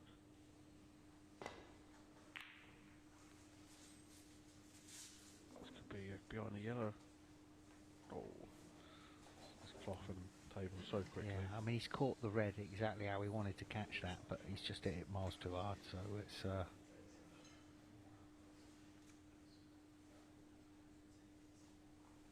Just come back out of bulk. He's got to be careful he doesn't push a red over that pocket, yeah? But he's got the cover on it. There's plenty of cover there. It's a nice shot. 16 reds in the way of that one, Billy. It's a lovely shot, though. He's got a good length on that cue ball there. Yeah, what's this, cushion first and lay on the red that's over the pocket? Yeah, that's what. Doesn't want to go in off. He's okay. There's them type of shots now in this form, Lee. In this format, where your heart's in your mouth a bit quick when you first hit that cue ball, because you're not quite sure if it's going to reach or if you're going to miss the red, or it could have gone off there.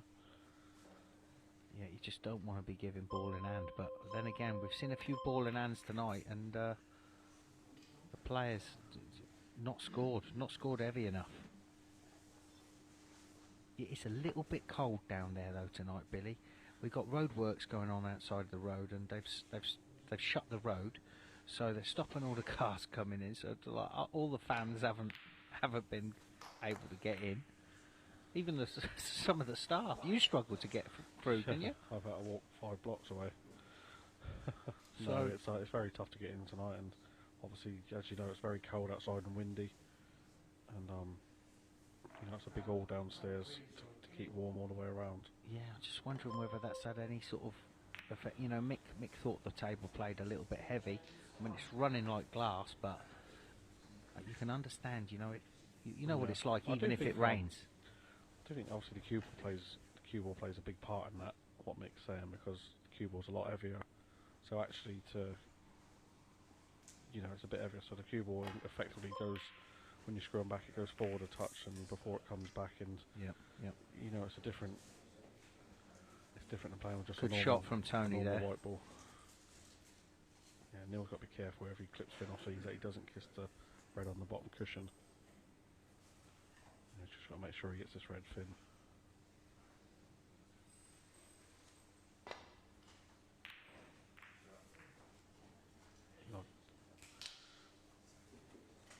Okay, he has left a shot to nothing there for Tony.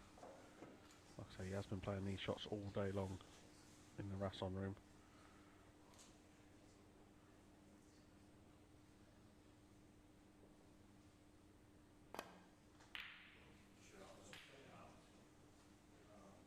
Nice shot. Too good, Billy. Yeah, too good. You've got 2 points for that in this game he's been playing today. What, one for the pot and one for the safety? Yep. Ah. That's it.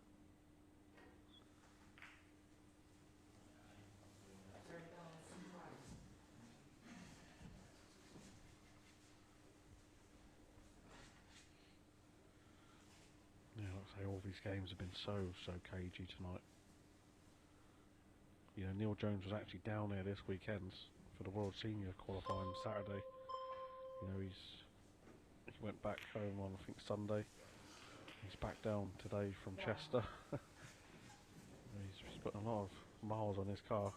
I think he went to watch Tottenham play. Yeah, and then he went back to Chester after that. I wonder if he was one of them fans celebrating a last-minute winner against Sheffield.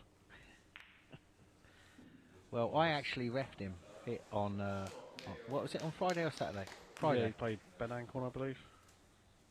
Oh, I thought it was Ant Parsons. No, he lost 3-2 to Ben Ancorn. I should remember that as I refed it.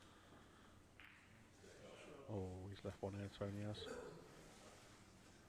I'm not too sure if Neal can pot this red and get out. He's got to get out for a colour. Yeah. So it's going to be... It's not easy. Yeah, but he's got some cue power. He's going to have to force this cue ball through. Oh, that's so lucky. Wow. The red's covered the pink in the middle and the other red covered the blue into the green pocket. The balls haven't run well for anybody tonight.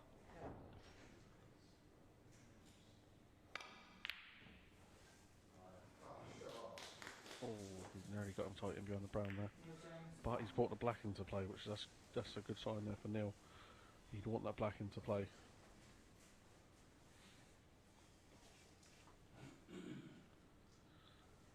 Tony's digging down his cue ball here, so he's got to be careful. He doesn't quite know where the red's going. Oh.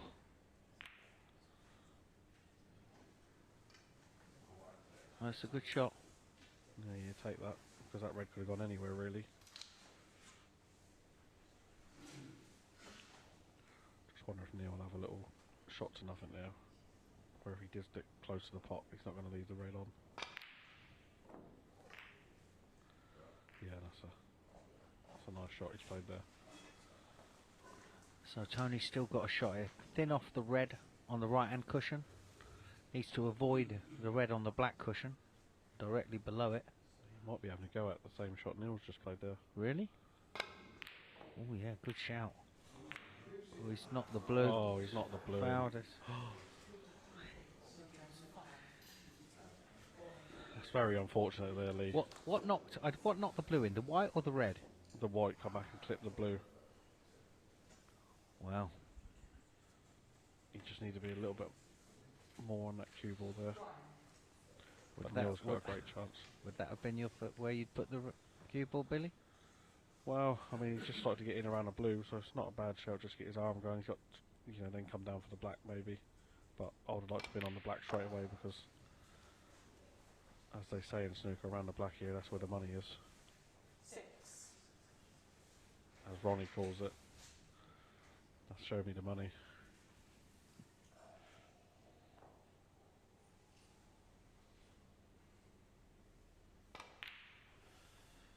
admit I'm with you. I would have been straight, trying to get on the black straight away and using the reds up table if you run out of position. Yeah. Yeah, but if he knocks this in and gets on the red to the right hand pocket here, you know, he's in prime position there to score a few.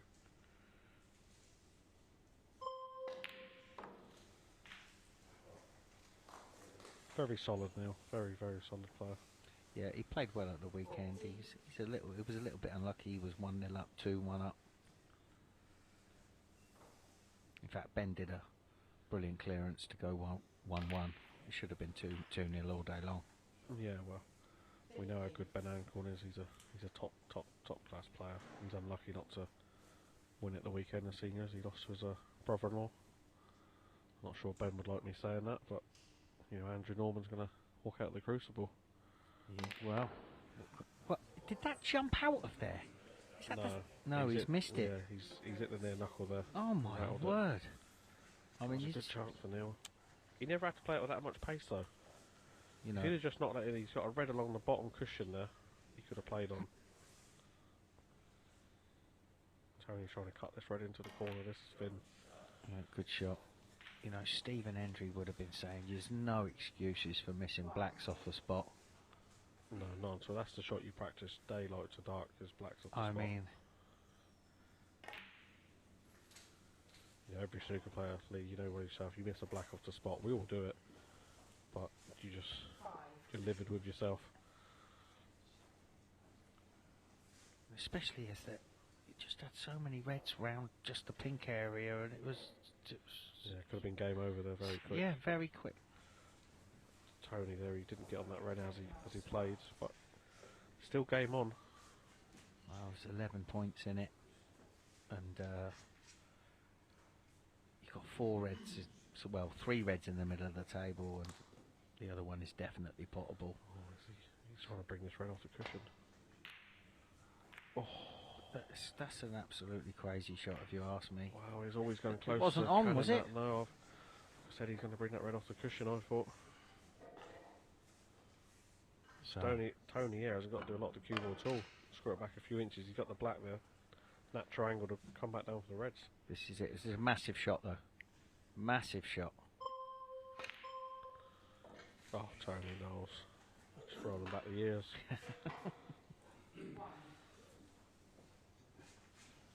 Have you been able to use the Mark Williams rest yet? Yeah, I've had a little practice go. I think it's brilliant, especially for this format as well. I mean, I'd be so shocked if World Snooker don't use it in Snooker Shootout, because it saves time. Yep. You know, with the one rest does all. One rest does all. The way you can turn it on if you're hampered, or that's a great idea. I'm surprised they've not thought of that before. I've still got the little plastic black thing you push on the end of a rest in my case. I remember carrying them around when I was young.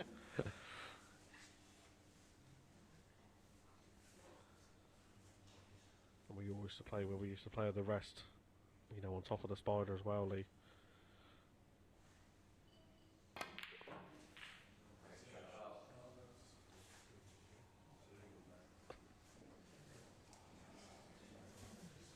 I mean, I just can't believe he got out of position so quick after a pot in the black. Oh, this is going to be a tight finish. What's he going to do? Is he going to go for it? No, he plays safe off this shot.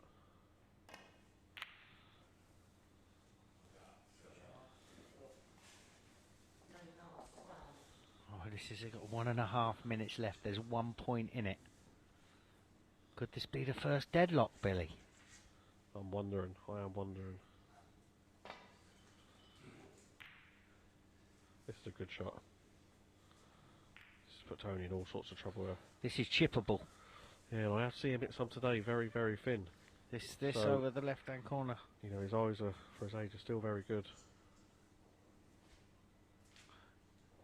He's got to be going for this, Billy. Yeah, he's going for it. Oh, don't go off, Tony. Okay. Oh, he's hit that half ball.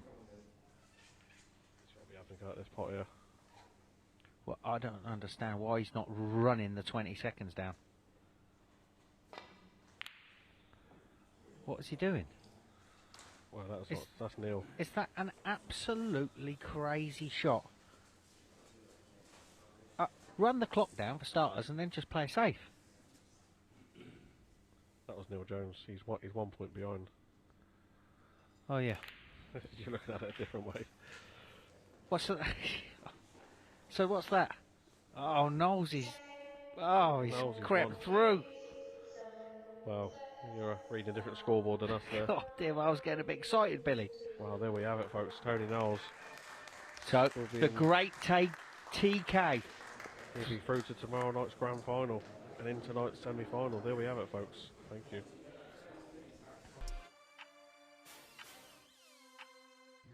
Welcome back, and delighted to have Tony Knowles in here as the winner. Congratulations. Thank you very much. Are you delighted with the win? It's nice to win, Mum. It is, as our legend this week. What was it like out there? It's tough. It's actually nerve-wracking. I was more nervous watching the others play. So, when I knocked the blue in, I thought that was it, going home. Listen, it's great to have the former world number 3 and the former Number world 2. number 2. Yeah, it's all 3 and 2 together. the company of greatness, kind of. That's what she's saying. No, yeah. See, picked you up on that. Yeah, See? 3 and 2, 3 and 2, which is Yeah. great. And Neal, obviously, you know Tony Very long time. for a long time. And isn't Yeah. it amazing to hear that he was nervous watching the other players at this stage? Well, I thought the queue was going across them at one point. Now I saw the queue went down, Tony. You Well- care still about it, don't you? That's the thing. You still care. Yeah, of course, You yeah. can see that. He played 2 great safety shots on me, and got me in a bit of trouble. So I had to try and screw out of trouble and knock the blue in. Do you know, I remember Tony, right? I mean, obviously I've known him years and years, and I wasn't pro, and you played my dad in a pro match up at... My club, Conservative Club, that's with it. Steve Davis. We And- beat them 8-0. Yeah, but like then I realised what you had to be a pro. The way the standard he played, all the breaks he made, beat my dad, which he was favourite to do. Then and of course after the match, Tony comes up and says, "Right, this is a standard you got to get to," and all that. Had a nice chat. So it goes back a long way. But he was such a great player. I used to learn a lot from him. I've forgotten it all now, but I knew it then.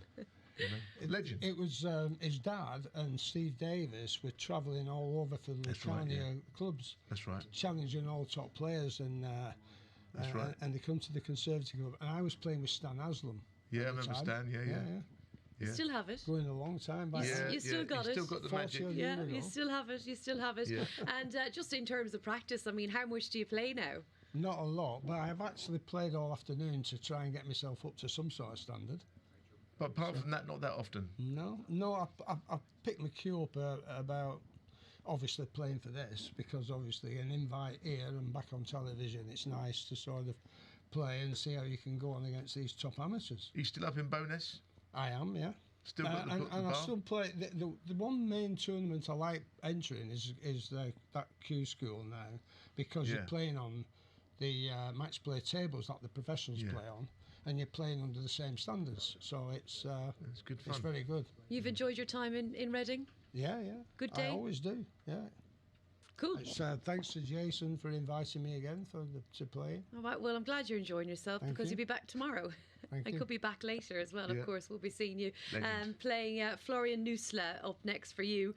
So there you go, absolute legend in the house. And we're ready for our first semi-final of the evening. Michael Judge is 1-3 up against the Spanish champion. Great to see him here from Barcelona. Aleix Melia is 9-4. So let's get to the arena, and let's get to Lee to start with in the commentary box. Thanks, Rachel. So here we go with semi-final number 1.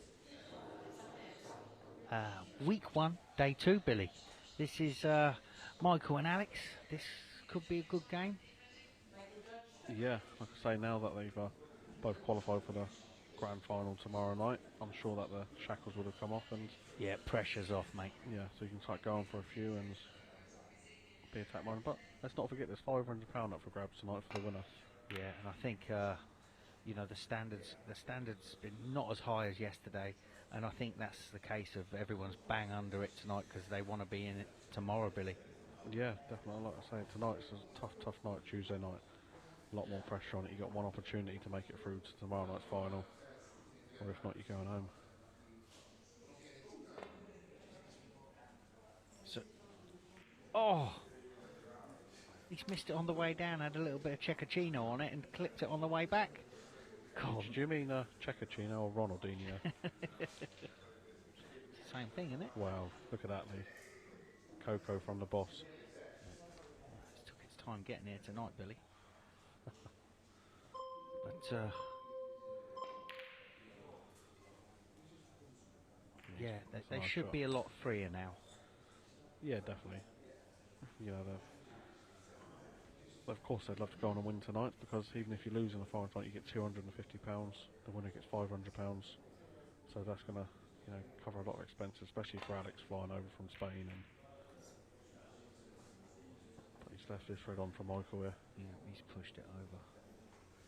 So I've had a tweet, Billy, from Andrew Paget, saying that when we say that the table's heavy, can we please describe what that means to normal people? When he sees normal people, I think he means like non-snooker players. Yeah, yeah. Because this would be a... I thought he would stun that in, but he's tried. So can you explain that?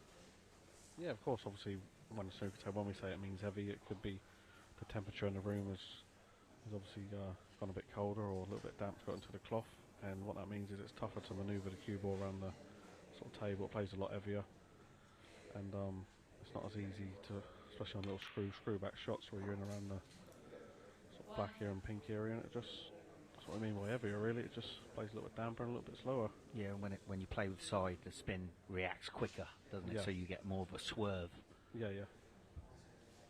So, but anyway, first chance to Alex. I was surprised to see Mick miss that long one, but again, if the cloth has got a bit, because it's a bit nippy down there, if the cloth has got a little bit of damp into it, then, you know, the side that he possibly played on it could have turned it. Yeah, certainly. You know, obviously Mick's playing it, so I've not played it. I've only been watching, but from what I've watched from downstairs, and I've played, the table looks like in immaculate condition. It looks like it's running beautiful. Like I said, the cue ball has got a factor in it, Lee, because we just know this is heavier cue ball than a normal match, you know, like a match white. Yep. So, but this is a good chance.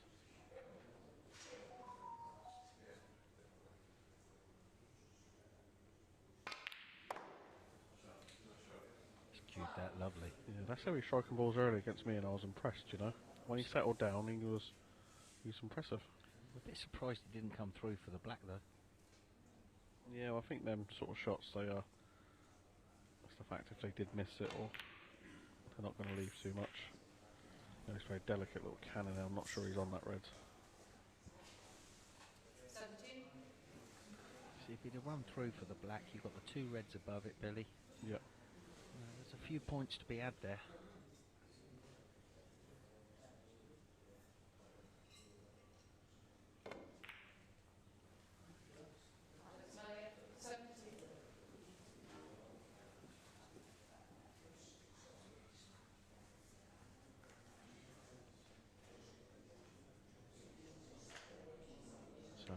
Tough safety shot. It doesn't want to cannon either red getting back to bulk. It's a good shot, Billy. Slightly This hard. could be in behind the green if it slides in. Yeah, and it's obviously very nice that we've got pro snooker players watching. Like, you know, Andrew's tweeting it out there tonight, so he's obviously staying up watching it, which is absolutely brilliant. We know there's a lot of other professionals that love to tune in at night time and watch it, Lee, so it's, you know, it's brilliant. Well, it's kind of a late... when I was always playing, it was like late in the evenings. You know, you hated to get a morning match. Sort of snooker comes in the side, you know, the dark, smoky rooms, people playing cards, and you know, even as a teenager, you wouldn't get in till sort of midnight, 1 o'clock. So I think generally snooker players like to play in the evening. Yeah, I mean, the only time I used to like playing when I was young was obviously when I used to up on a Sunday. And my dad take me to the local competitions, and you know, we'd leave at 7:30 in the morning to get the tournament. Used to start at 9:30, so back them days it was good. But nowadays I don't like playing at least to mid-afternoon.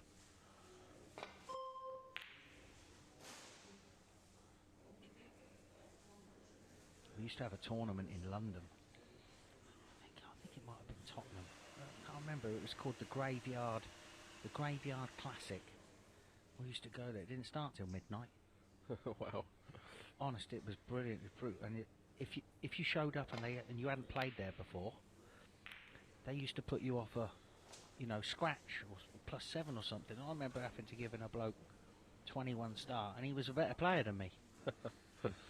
But then after you keep going for a few weeks, they sort your handicap out eventually. But yeah, I always remember handicap snooker when I was young, and a few times in Q stars I played a couple of lads, and apparently their Irish break was like 30 or 40, and one of them knocked back-to-back 70s into me. That was we nice always of used them. to call it, a Q star special.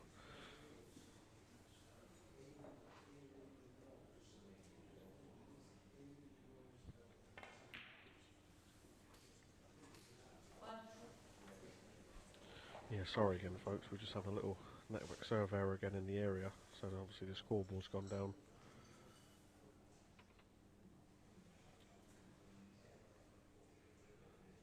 But this is a good chance here for Alex. Michael's missed a few balls he wouldn't normally miss, Lee. Yeah, I thought he'd get that plant, so we're going to get the scores. Scores are up again. That's what we like to see. Yeah, I think on the plant there he overcompensated on that shot. He only had to hit it full ball that red onto the other red.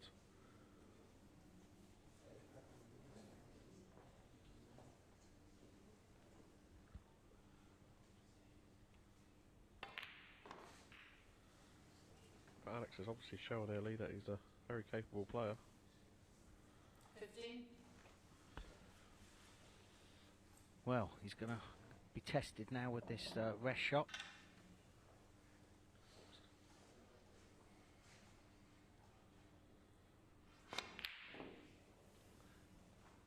See, putting all his eggs in one basket there. What's Mick doing? He's taking this one down the rail and not the other two. Yeah, this is a surprising shot. I mean, he's got the easiest two other reds on to get on the black we've ever seen, but. And now he's low on this black. So he's going to have to just have a little screw up into the red left of the other red there. Little half ball cannon. He might not even play that, he might just roll it in for the red into the right middle.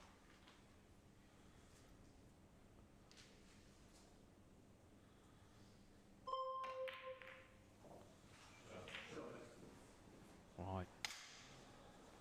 Well, I don't like sticking my neck out, Billy, but I mean this is guaranteed. Another 3 red and you'd colour. like to say he'd be on I want to say 4 reds and colour. I want to say 5. Yeah, you'd like to say he'd be up around a 40 break mark.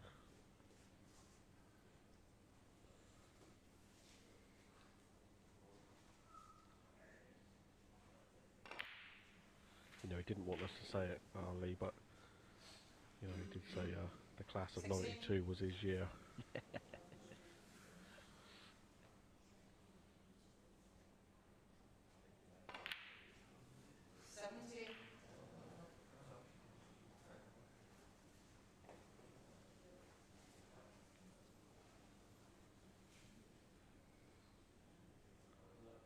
Yeah, you fancy him to make a few here.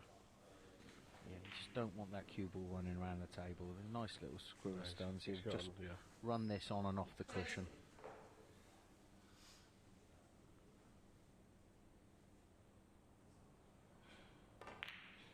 Believe it or not, this will do him good for tomorrow nightly, because he had a nice lot of table practice on this now. He's very used to the format.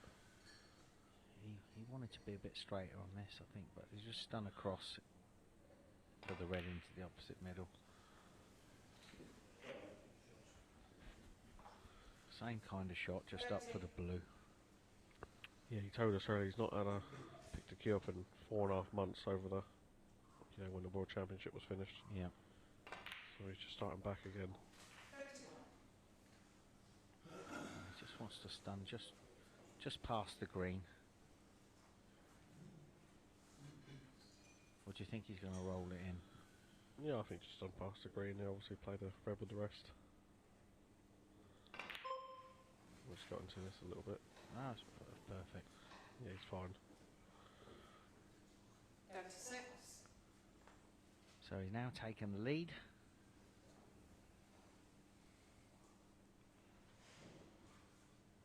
Be careful he doesn't touch that red, he's just leaning over there. of his T-shirt. Just over 4.5 minutes left. So it needs to land in between here. Yeah, well, it's a shot on blue air, but it's kind of nice shots really, because if you underdo it, you're thinking off the bottom cushion with a touch of side air.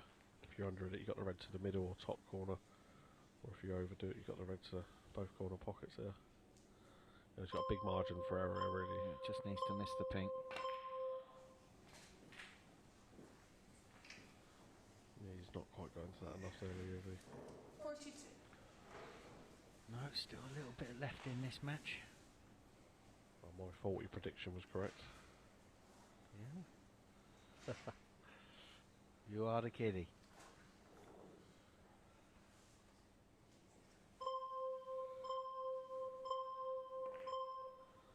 Oh, he didn't like Canada Brown.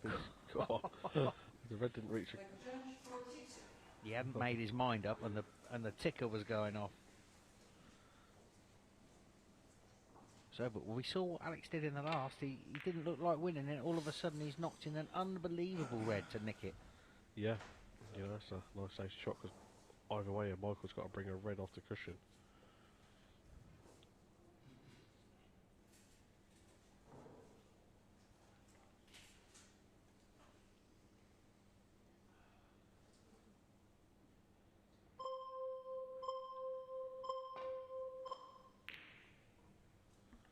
Well, tomorrow night, Lee, we're going to have some.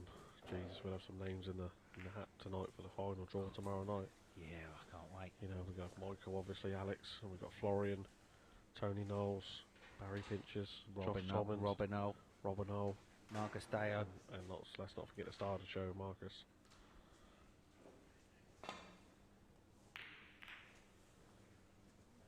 I bet Marcus is absolutely buzzing at home, Lee, watching this tonight. Yep. He must be feeling good. Does he live far from here? He's in central London, I believe, that sort of way, so you know, he always gets to train up to the pro-ams there, and he plays a lot of tournaments, so good luck to him.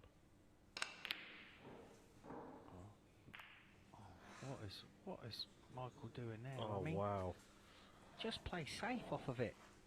I don't understand that shot. Yeah, the amount of experience Michael's got as well, Lee.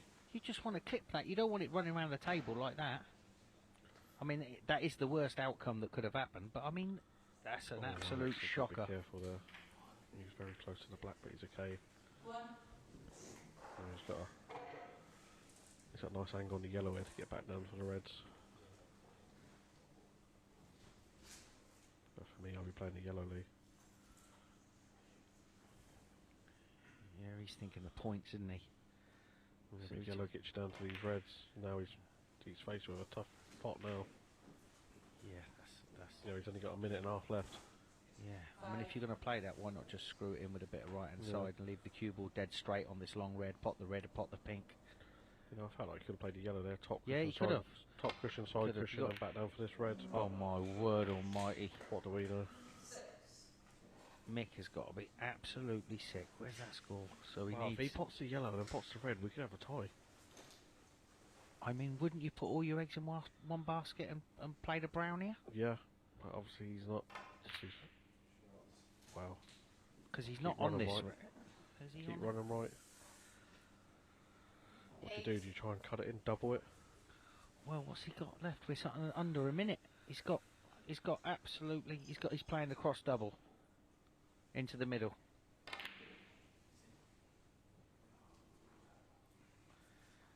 For me, you've got to play the brown. I'm sorry, Billy. He might have one more shot, but all depends where the red is. I know Mick's not going to leave. Mick's got shot. Look, you're going to run him down 20 seconds. He's got one more then shot. you can smash the red as hard as you want and let that run round the table for the next 10 seconds.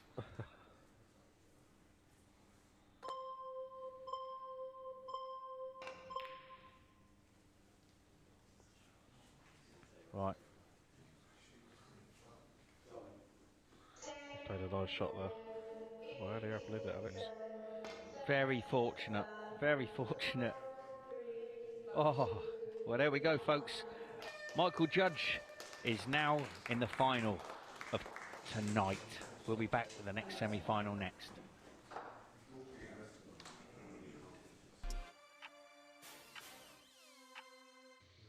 Well, it's been exciting stuff so far this evening. I say this evening, it's already Wednesday. It is getting late. Hopefully you're enjoying the show with us here, the Snooker Legends 900 Season 2. If you'd like to get involved, hashtag the 900. If you're still awake, we're having our cocoa. Yes, cocoa time. Not too sure what's in there, Mugs. It's gone a bit crazy in the last few minutes. There you go. At Snooker Legends on Twitter, on X, hashtag the 900. So, highlights so far, best moment so far? Well, I've enjoyed listening to the shirt combust the last two matches, actually, because some of those moments have got too much for him. The match in the Knowles match with Neal Jones, he started to get quite loud. It was a tough watch. But the last match, Michael Judge played that shot, and he's absolutely. I thought he was going to completely go crazy in there. I don't know what he's thinking. It's just like a little clip off the red, get the cue ball up, put the red onto the black cushion. I don't know if he's played the double. He's come off two cushions, hit the other two reds next to the pink, got up. So I'm thinking, what's going on? And then why has Aleix not chipped the brown in the middle to win the match? And instead he's gone for the yellow, and I was getting all hot and bothered. Yours, Mr. Angry of Tame. Billy's had to calm me down. Is that his new nickname? Yeah. Billy's had to calm me down in there. No, he did have to, and it got quite heated. But the fact is, these close matches make people make strange decisions, don't they? I mean, I don't know how Knowles actually won in the end. Do you? I've forgotten about that match already. Okay. I've wiped it clean. Yeah. But no, it's great that he's in obviously tomorrow. I mean, it's great having Tony around the place. But Neal will be kicking himself for sure. Yeah, they're both the lads that have just lost will be kicking themselves because there was enough chances. Neal missing the black off the spot in the balls was Stephen Hendry would be turning in his grave. He will, not that he's brown bread or anything, he's still alive. But when he does, it's like he was always said, you cannot miss any blacks off the spot. It's unforgivable, and it was. Well, we know you've cracked now. I'm completely gone, I'm telling you. But the good news is we'll see Aleix Melia from Spain tomorrow. We've got we talked about Europe. We've got some great players. We've got Finland with Robin Hull, and it's just a really exciting tournament that these guys have travelled. Austria, Florian Nuessle, we'll see him as well, and it's great, isn't it? Because you could come and only have a couple of frames and you're going home again. They're willing to put in the effort, and there's a big prize, big pot available, of course, the grand final on offer as well. Yeah, and also, we've had it too easy in this country. I mean, Lee from England, me from England, all the years, all the qualifiers played over here. We used to get down to Redwood Lodge in Bristol, all these places like that, qualifiers. It was tailor-made for the British players. And I mentioned in commentary, some Canadian players came through. They had to come over here and live here. Some Australians like Eddie Charlton, Warren King, these guys, John Campbell. But really, it was a British and Irish players' game. But now it's a much richer game for the fact we've got all these players from the continent who are doing well and playing well. And Asia is huge. And isn't it better for it? It certainly is. And we've got so much to look forward to. Obviously, tomorrow we'll be doing the draw shortly. But we've got Michael Judge through to the final. Who will be joining him? Very quickly, Florian Nuessle is 130 on. Tony Knowles, 12-5. Very quickly, who's going to win this one? I keep looking at those prices. It looks too short. But Florian's just going to win, isn't he? He's just going to win. Yeah, I think Florian's going to win, but the main thing is they're both in tomorrow, so now it's just let's have some practice, see who's going to win £500 tonight. So Austria all the way. Yeah, I think so. All right, well, let's find out, shall we? Back to the arena we go, and back to the commentary box. We can pick up Billy in there. Yes, thank you very much, Rachel. Welcome back, folks, to our second semi-final tonight, between Tony Knowles and Florian Nuessle.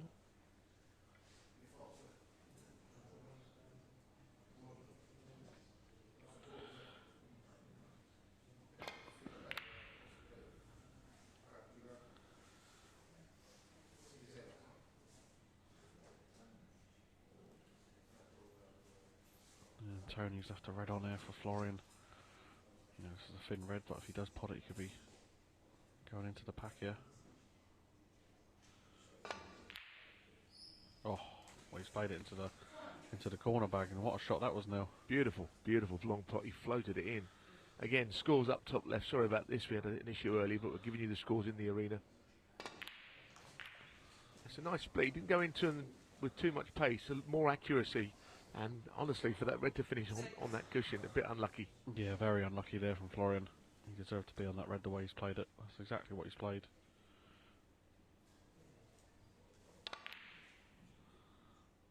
Oh.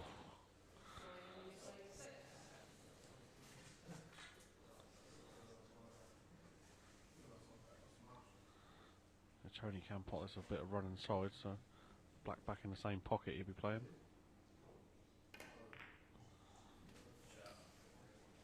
Well, he's had a very unique cue action, Tony. You won't see it on this shot necessarily, but he got a lot of follow through on the ball because his cue went underneath the body rather than, you know, sort of stopping when he got to the body. They just brought the cue right down, and for that reason he had a load of cue power, but he was a bit of a one-off player, Tony. Yeah, I watched him in a bit of a practice today and I was noticing like certain things of his cue action. You know, he's got a wide stance as well, which he opens his right hip up. Oh. I think he's pleased that he got through that game. He'll be here tomorrow night, so he'll be involved in the final stage. Who knows what he could do?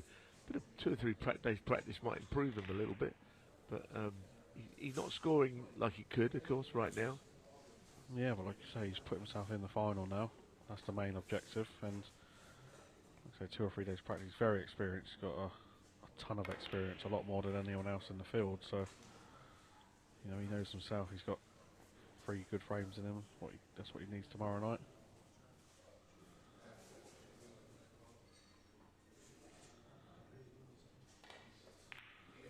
Like this table's very inviting, Neil, for someone that gets in. Absolutely, no. Just thinking that there's nothing difficult about the chance when it comes. Of course, it's about a safety. I suppose a few of the balls could go safe, but this is an awkward shot, hitting a few reds here. Well, he hit the pink actually, but then you don't know where the red's going to finish. And he's left the red over the pocket. That's very unlucky. But obviously, Neil's not safe. You don't know where the red's going. It could always end up over a pocket. And also, you don't know where the cube was going to go. It looks like it might go into the brown here if you're not careful. Well, he's avoided that anyway. Very calm, cool player, I think, Florian. And I think, as we said earlier, I think he's going to make the breakthrough at some point. A lot of dedication, but he's not quite settled tonight. Another one that he's missed. Yeah, he won't be happy with that shot. Yeah, he's very dedicated. He's got his own star table in his house, I believe. You know, he travels all over the world. He's in a tournament every weekend. He comes over to Sheffield and plays in the academies a lot of the time.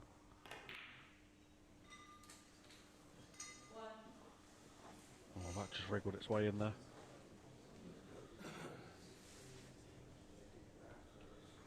Well, the Tony Knowles of about 25, 30 years ago would have made enough to win here. He made 60 or 70 for sure.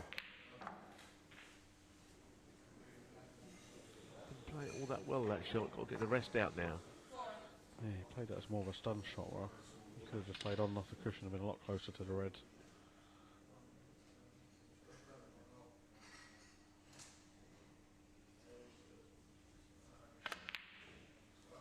Oh, only made 4 from a good chance, Knowlesy there.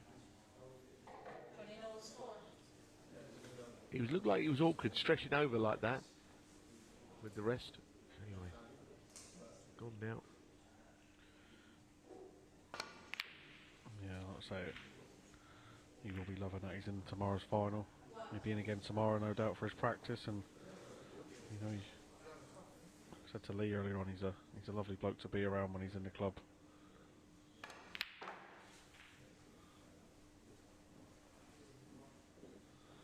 Very good shot there. Yeah, he did that brilliantly there, Florian.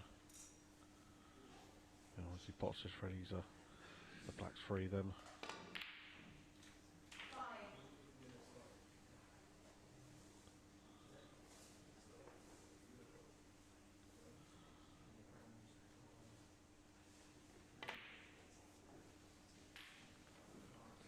Plenty of reds. I mean, he had 4 reds to play on down the centre. What a chance this is. And really, these should have been Tony's. Yeah, Tony had the first bite of the cherry there.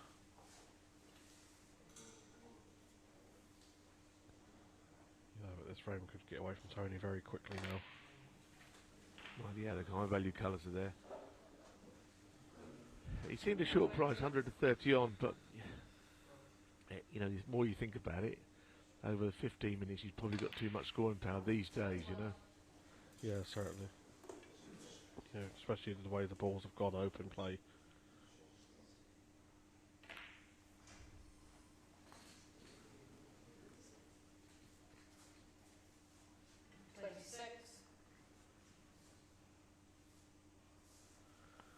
You know, obviously the draw will be out soon for tomorrow night's final now, and I wonder if we can get Florian and Marcus in the draw again to play each other. That would be a good matchup. It would, it would. The other thing that could happen, of course, you could get the two winners, last night's winner and tonight's winner, drawing each other, because it's a completely open draw. That would mean obviously Barry and whoever comes through. You know, Michael Judge is in there, of course, in that final, and the winner of this match. So you don't know who's going to draw who, but it'd be interesting. It's a really good lineup, international lineup. The legend player got through. You know, it's really good. Yeah, I mean, there's 8 good players in there. We've got an Austrian champion, you know, the Spanish champion through. We've got the Finland champion in there. Yeah, great lineup. Even Michael Judge has started winning this format now. It's taken about a decade. Could never win a match at the shootout or win this. Anyway, in the meantime, top right left of screen, you can see the match scoreboard from in the arena. That's what we're using tonight for these matches, whether we can. And it's a 36-point lead. In the yellow there, you can see it's always likely to happen. 46. Yeah, he might have a go at this red here. Try and stay on the black, because there's a sentry on. I mean, Florian, Nuessle, 46.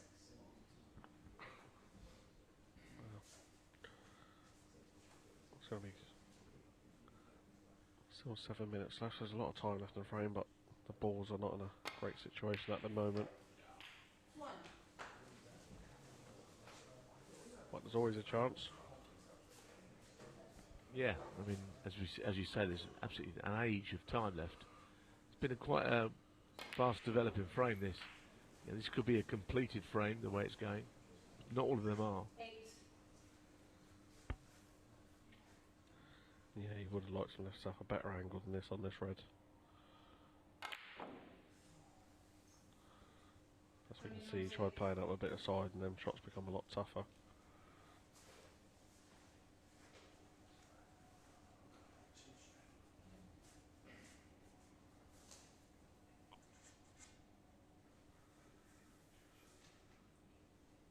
We're playing it to the middle, I think. Cutting it towards the middle. Overdone it.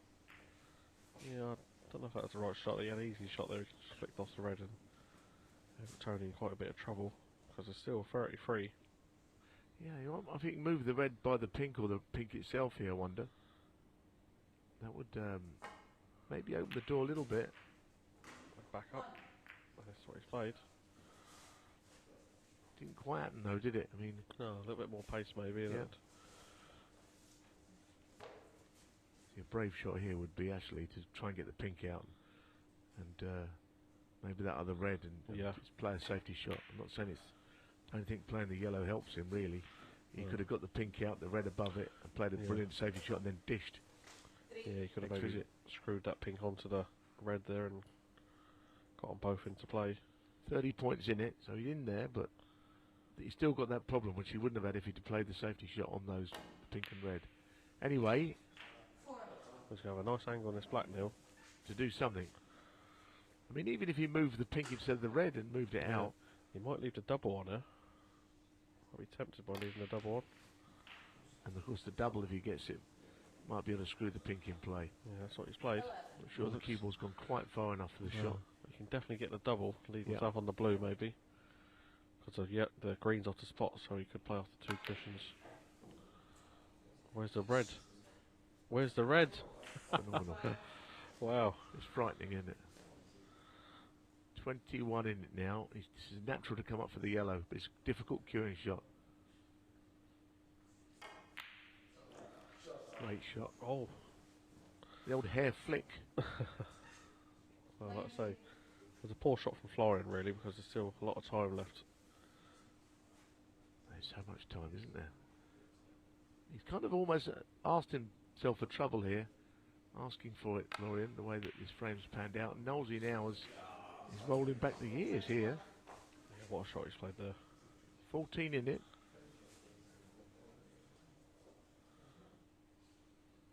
Keep all around the angles. This looks nice. It's the middle pocket. Yes, what a shot he's Class, played there. that's a class shot from someone that formerly world number 2. And now he's got a different complexion, hasn't it, this game?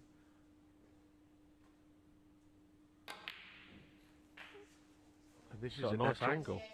This is a nice angle, Neil. Problem is that the pink's just that little bit far away from the cushion. You almost want it closer, so you can't miss the cannon. You could go around the back of this. Well, he potted it fat, didn't he? The blue, and he didn't have any control. We're all square, you know. Well, bagel's on, not bagel, deadlock, I should say. It is, but then it's 3 minutes left. So you like to think in that time something will happen. That's a nice visit to the table, that, Neil, where the balls were. That was a Very great good. And to be honest, Florian asked for it. Yeah. He played a poor shot. He brought this upon himself, really. He's only himself to blame. Yeah, Snooker don't forgive you, Neil, playing poor shots. That was a good shot. And what would you do here? Would you just keep taking your time, these two, and then take us to a blue ball shootout? Yeah, well, Tony can play a crafty little shot here. We can get Florian in a lot of trouble. What, the side cushion to cushion shot, you mean? Pink on the right cush, black on the left cush? Yeah, that's what he's playing. Oh, he's in it too thin.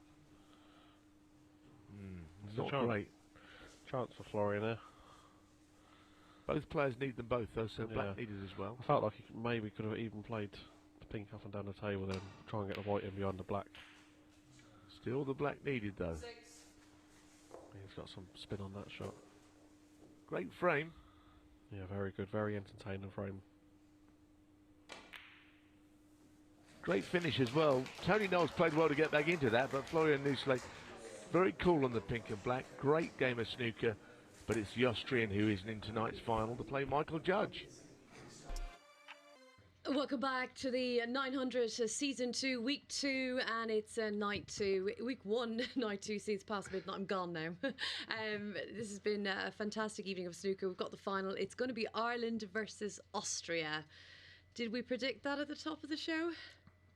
I did predict it, didn't I? But it was halfway through the evening. No, you did say it, actually. I did say it. Yeah, and obviously I think with Florian we're not that surprised because last night was unlucky. He nearly chucked it away there, mind you, against Knowles. He allowed to open the door for Knowles. Tony played well to come back into it, though, didn't he? He did play well when the chance came, just failed at I the think end. that was the best frame of the evening. Yeah. Mick's going to have to improve 100% because he's not performed at all tonight. But again, I still think these are the best two players that have played tonight, so that's why I called it.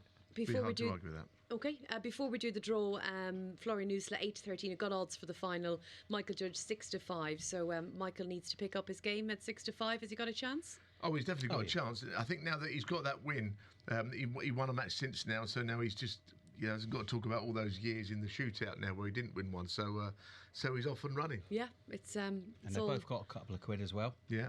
That's all put to bed, of course. They'll be playing for the prize tonight, but also tomorrow night we'll be crowning our Week 1 winner and a place in the grand final up for grabs. So the draw, are we ready? We've got some lineup for tomorrow. We've got players from Finland, Austria, Spain, Ireland, England, nearly all nationalities represented. So who's going to be out first? Right, Neal's picking first. Okay, good.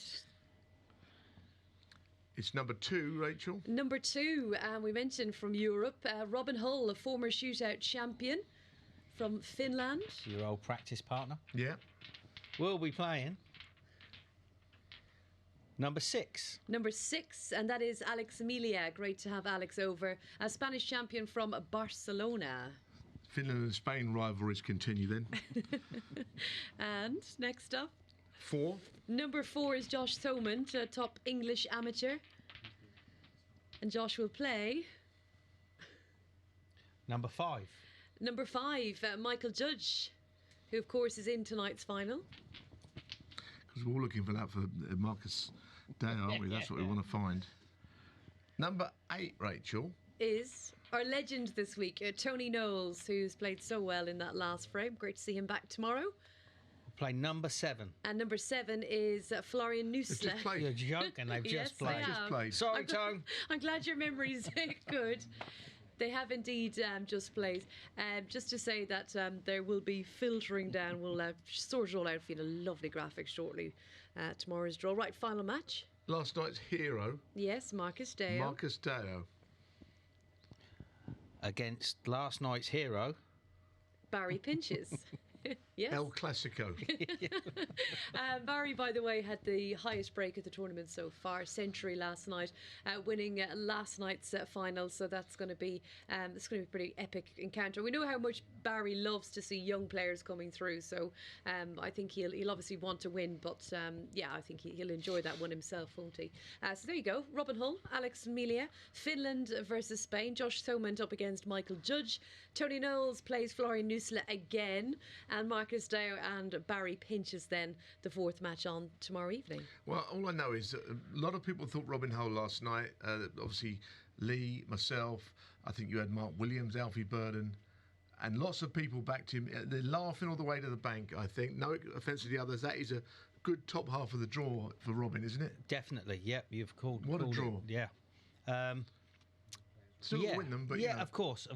And I think Mick Judge got Josh, and so I wouldn't like to call that one until Mick's played again tonight, because my money on the standard at the moment, I'd say Josh is winning that match. Yeah. And Rihanna's got Barry Pinches still running. Well, she's going well. She's quite smug again last night, I'm sure. I thought a little bit too much. So. But Barry was the one that was full of praise for Marcus last night, wasn't he? He said, "Oh, he's the star of the night." He was the first person to say it, and that was lovely. And that's why I mentioned, he loves to see the young talent flourish. So and then he wants to give him a hammer in the next round. And then he'll learn loads. Right, guys, thanks so much. Very good draw tonight. Yeah, I think it's good. Very interesting. It's worked out well. Yeah, it has perfectly done by Lee and Neal. And there you can see the odds. Still time to get a bet on if you do fancy Florian Nuessle from Austria, 8-13 against Michael Judge, who is 6-5 from Ireland. So let's get it on. The final frame of the evening. Hopefully you're wide awake. Good to have your company. Let's get to the floor. Yes, thank you very much, Rachel. And there we have it, folks. Tonight's final between Michael Judge and Florian Nuessle. Florian going to break off here. So yeah, we've got some great ties in there tomorrow night. Wow. Standout tie for me, obviously, is Barry Pinches and Marcus Deo. You know, what a match that's going to be, and that's the last of our quarter-finals tomorrow night. I'd like to welcome back the shirt, Lee. I've calmed down a bit now, Billy. I'm all right. You sure? I've had one of Molly's cakes. Molly, our lovely bar staff downstairs, brought us in a load of Victoria sponge cakes. Homemade as well. All How lovely are they? Absolutely brilliant. So, thank you very much, Molly. Look, I need a cake in my life. So, who do you fancy here? I mean, I can only see one winner, the standard of it. But if Mick can produce and get a bit of confidence, there's no reason. It's a nice shot. Florian. Yeah, of course, but I mean, Tony Knowles had his chances against Florian, and obviously, if you give Mick them chances, then he's going to punish her. You know, Mick will feel a lot better himself now. I'm sure he's had his third game tonight. He had a game last night on the table. The conditions, so every game he's going to get stronger. Yeah. Would you say though that depending on how this match goes, I mean, if Mick was to make 100, I'd have him to beat Josh tomorrow. But if he gets beat this, I'm thinking Josh is playing better. Yeah, Josh is going to be tough. You know, I've watched him early play well on practice, and yeah, Josh. Well, the thing is, Josh is so open. You know, he's a very good potter and a quick scorer on his day, but he can be very unpredictable.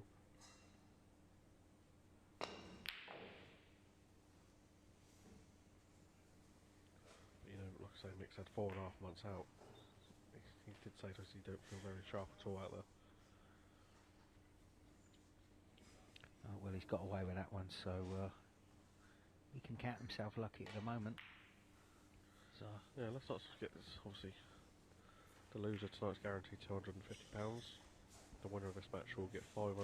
So that's a nice sort of bonus. 3 frames of snooker. yeah, for sure. And they both travelled to get here as well, Billy. Yeah, so that covered their expenses. Either way, it's covered their expenses now because they're guaranteed £250. That's good. That's a great shot. But that's a nice shot from Mike. Yeah, come on, Mike. Yeah, let's not forget we're talking. Yeah, we've gone off experience and what's been done in the game. Mike was vastly experienced to Florian.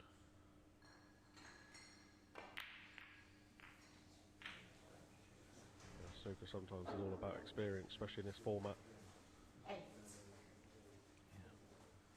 So,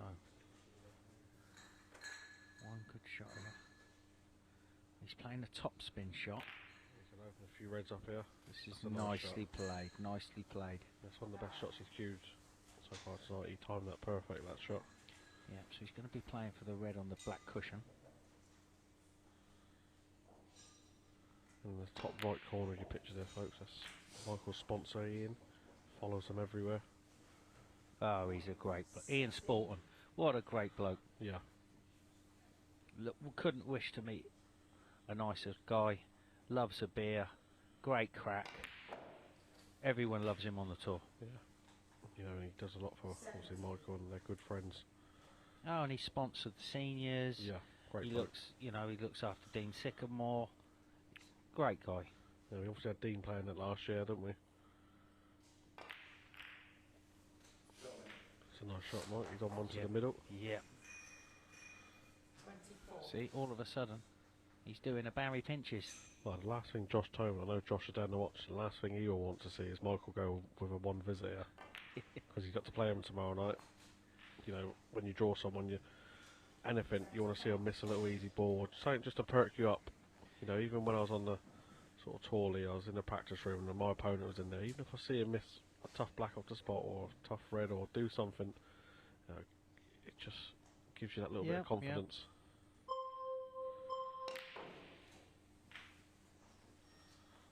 Yeah, he needs to hit that one a bit more to get on the red in the middle. Yeah, again, if you just hit a little bit low, it comes. Yeah. It comes away. It doesn't stay straight up and off the cushion. Just need to be a little bit high on the white ball. He's still on this ready. He's got a shot of this. Well, you hit it the wrong side of the pocket there, Lee. Because if you go for them shots, you got to aim sort of the top knuckle there, because you wouldn't be leaving too much. Yeah. So Florian's got a chance now. Again, he was just a bit straight on that black, Michael. Yeah.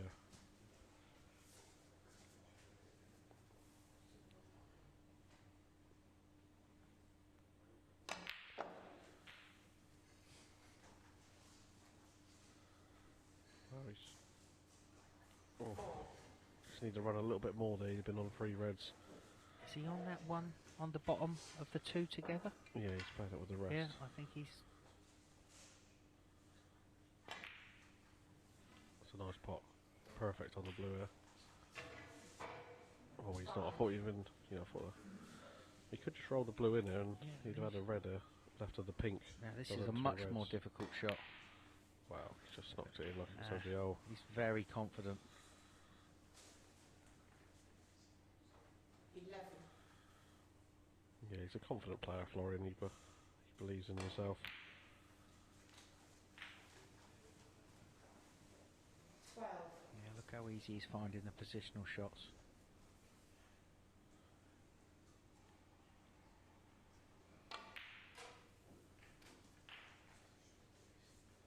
Yeah, 6-time Austrian champion he is.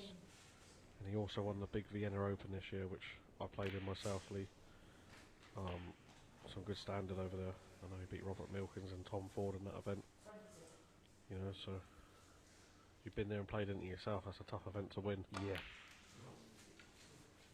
And they absolutely, it's a brilliant event. I'd love to go back there again next year.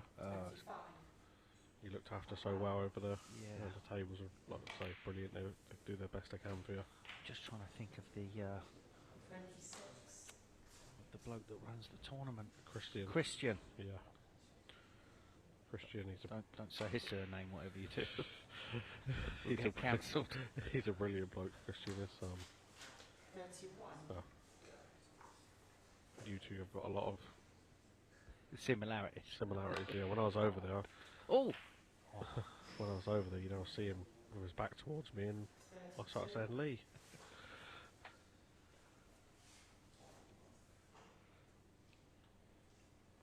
Tough black. Not to Florian, it's not. Just settle down now. This last couple of frames there. It's a big first frame tonight, Lee. A lot of pressure on all the players. I know it's going to be a bit cagey tonight, that frame. Oh, he's missed that one. He's thrown a quickie in. He's left a red to the middle for Mick. 15 points in it.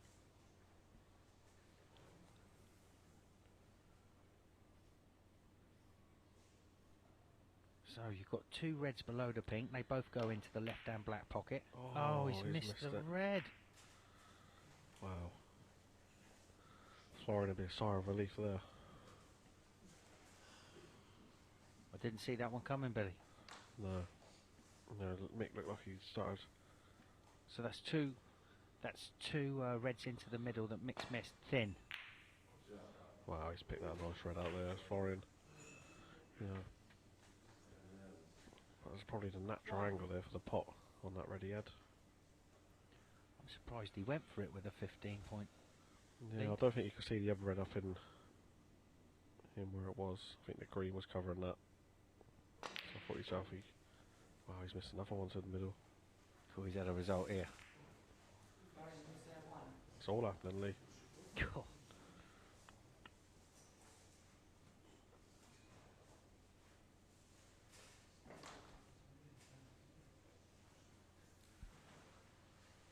I think you should go for this personally.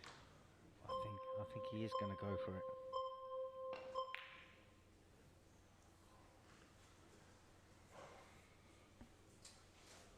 Well, it was close, Billy.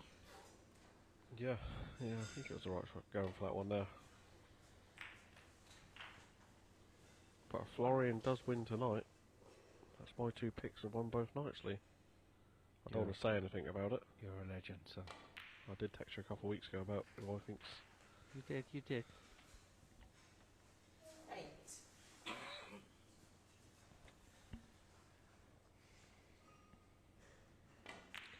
The only trouble is they're in the same part of the draw tomorrow night. So I can't have it all. Yeah, well, I can't remember the draw. Well, tomorrow night, obviously, Barry's got Marcus, Florian's got Tony Knowles, and the winner of that plays each other in the semi-finals. The top half of the draw, you got Michael Judge playing Josh Tomand, and you got Robin Hull playing Alex from Spain. I think. So my picks were obviously Robin and Florian, so they're in separate halves. Yeah, and Robin's, he's heavy favourite in that half for me there, Lee. Anything can happen, of course, in this format. Of course. But he's heavy favourite to get to the final tomorrow night. He's going to be in a lot of people's acres, that's for sure.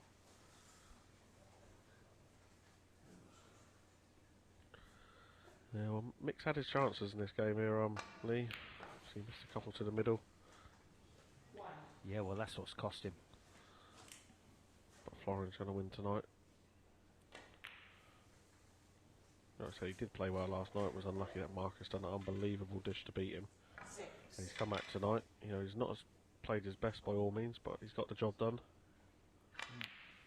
And that'd be obviously Marcus will be quite confident still because of course he will. He's watching him of course win tonight, and yesterday he beat him. So Marcus and Barry, for me, that's the tie of the round. What a game that's going to be. Tomorrow night is hopefully, if we can get some people in, if the roadworks have calmed down a little bit, we might get a few more people on the seats. Yeah, caused a bit of trouble. Obviously, people had to turn around tonight and not being able to watch it with the roadworks was going on.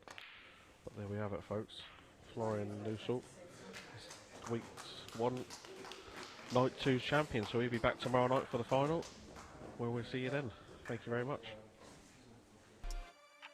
Welcome back. That's it, folks. It is all a wrap for tonight. We have got the winner, and it's Florian Nuessle from Austria. Congratulations, Florian. We're all actually talking about, coming back from last night and the way you've performed this evening. Credible, really, really good performance, and well done. Thank you very much. Yeah, maybe a bit of, what's the word, revenge, not revenge, but yesterday was tough to take. Obviously happy today to come back and win it. But it was all about maybe the first match, getting through to tomorrow, and then see what's possible tomorrow. And a different format to what you're used to. I mean, I can't remember. Did you play in the snooker shootout before? Yeah, once last year. Yeah. First time. So it's a different form of the game, but it's important to be able to play different ways. I mean, you said you've had good runs in the World Championship, long matches. Now you're playing the short form, and you've just got to learn on your feet, if you like, haven't you? That's true. I think different formats are great for the game. The shootout was a completely different experience for me, first time. I think it helped me today, on yesterday as well, because I couldn't really handle it in the shootout yet. So that definitely helped. But I think good way going forward. You have a lot more time, I think, than we realise. 20 seconds here. I suppose it's critical thinking, isn't it? And not just getting carried away. It's easy for me to say. I'm up here having a great time watching you guys stress. But you seem really calm. You look like you've got a brilliant attitude. Yeah, I think so. I mean, I've got decent amount of experience under my belt from the last few seasons. So I think that really helps going forward in each and every comp. And the 20 seconds a bit longer than the shootout. Shootout is only 15 seconds and 10 seconds, which is pretty brutal. So that's easy peasy here. And easy peasy tonight for you. You're going to be playing Tony Knowles again. Do you remember Tony when you were growing up watching snooker? Yeah, of course. I've watched him among many great legends, and he's one of them.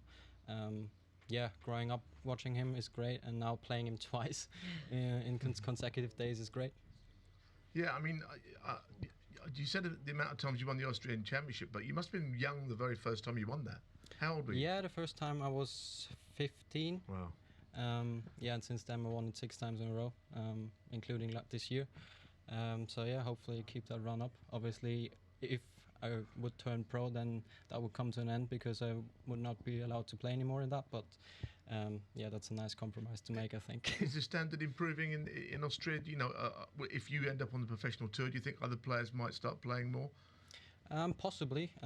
Maybe that's what happens with Luca now. I'm not sure. I think what it does definitely is get the popularity of the sport in Europe a lot bigger, and a lot more people recognize the game, which is great in the first place, and that can only help to get players inspired to take the game up. And how cool was it to see Luca become world champion? Yeah, it was amazing. Obviously him and Aleix are close friends, and I here and there snuck into that group, so cool. I know Luca a little bit. Nice. So it was great to see. That's Alex Ersenbacher, isn't it? Who's good pals with Luca. And it's great to have you all the way from Austria. I want to know what you're going to be doing tomorrow, because you're going to be back here 10 o'clock. I think you're third on against Tony Knowles. I mean, are you exploring Reading? Are you going to get into London? Are you just going to come back to the club and have a few more knocks? Yeah, I think rest is important as well, but obviously take it calmly, take it easy, and then ready back for the night. Okay, I think all of us will probably be sleeping all day.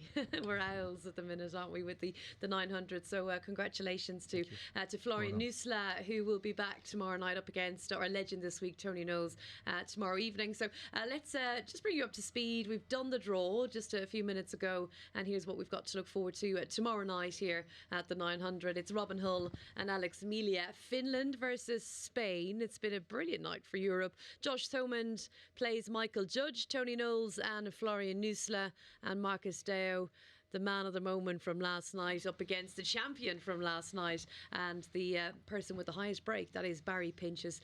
I'm really excited for that match, actually, all of them, as Lee rejoins us in the studio. Brilliant to see Florian play so well tonight, and I think important to show the good player that he is. He's very clinical potter, very sharp.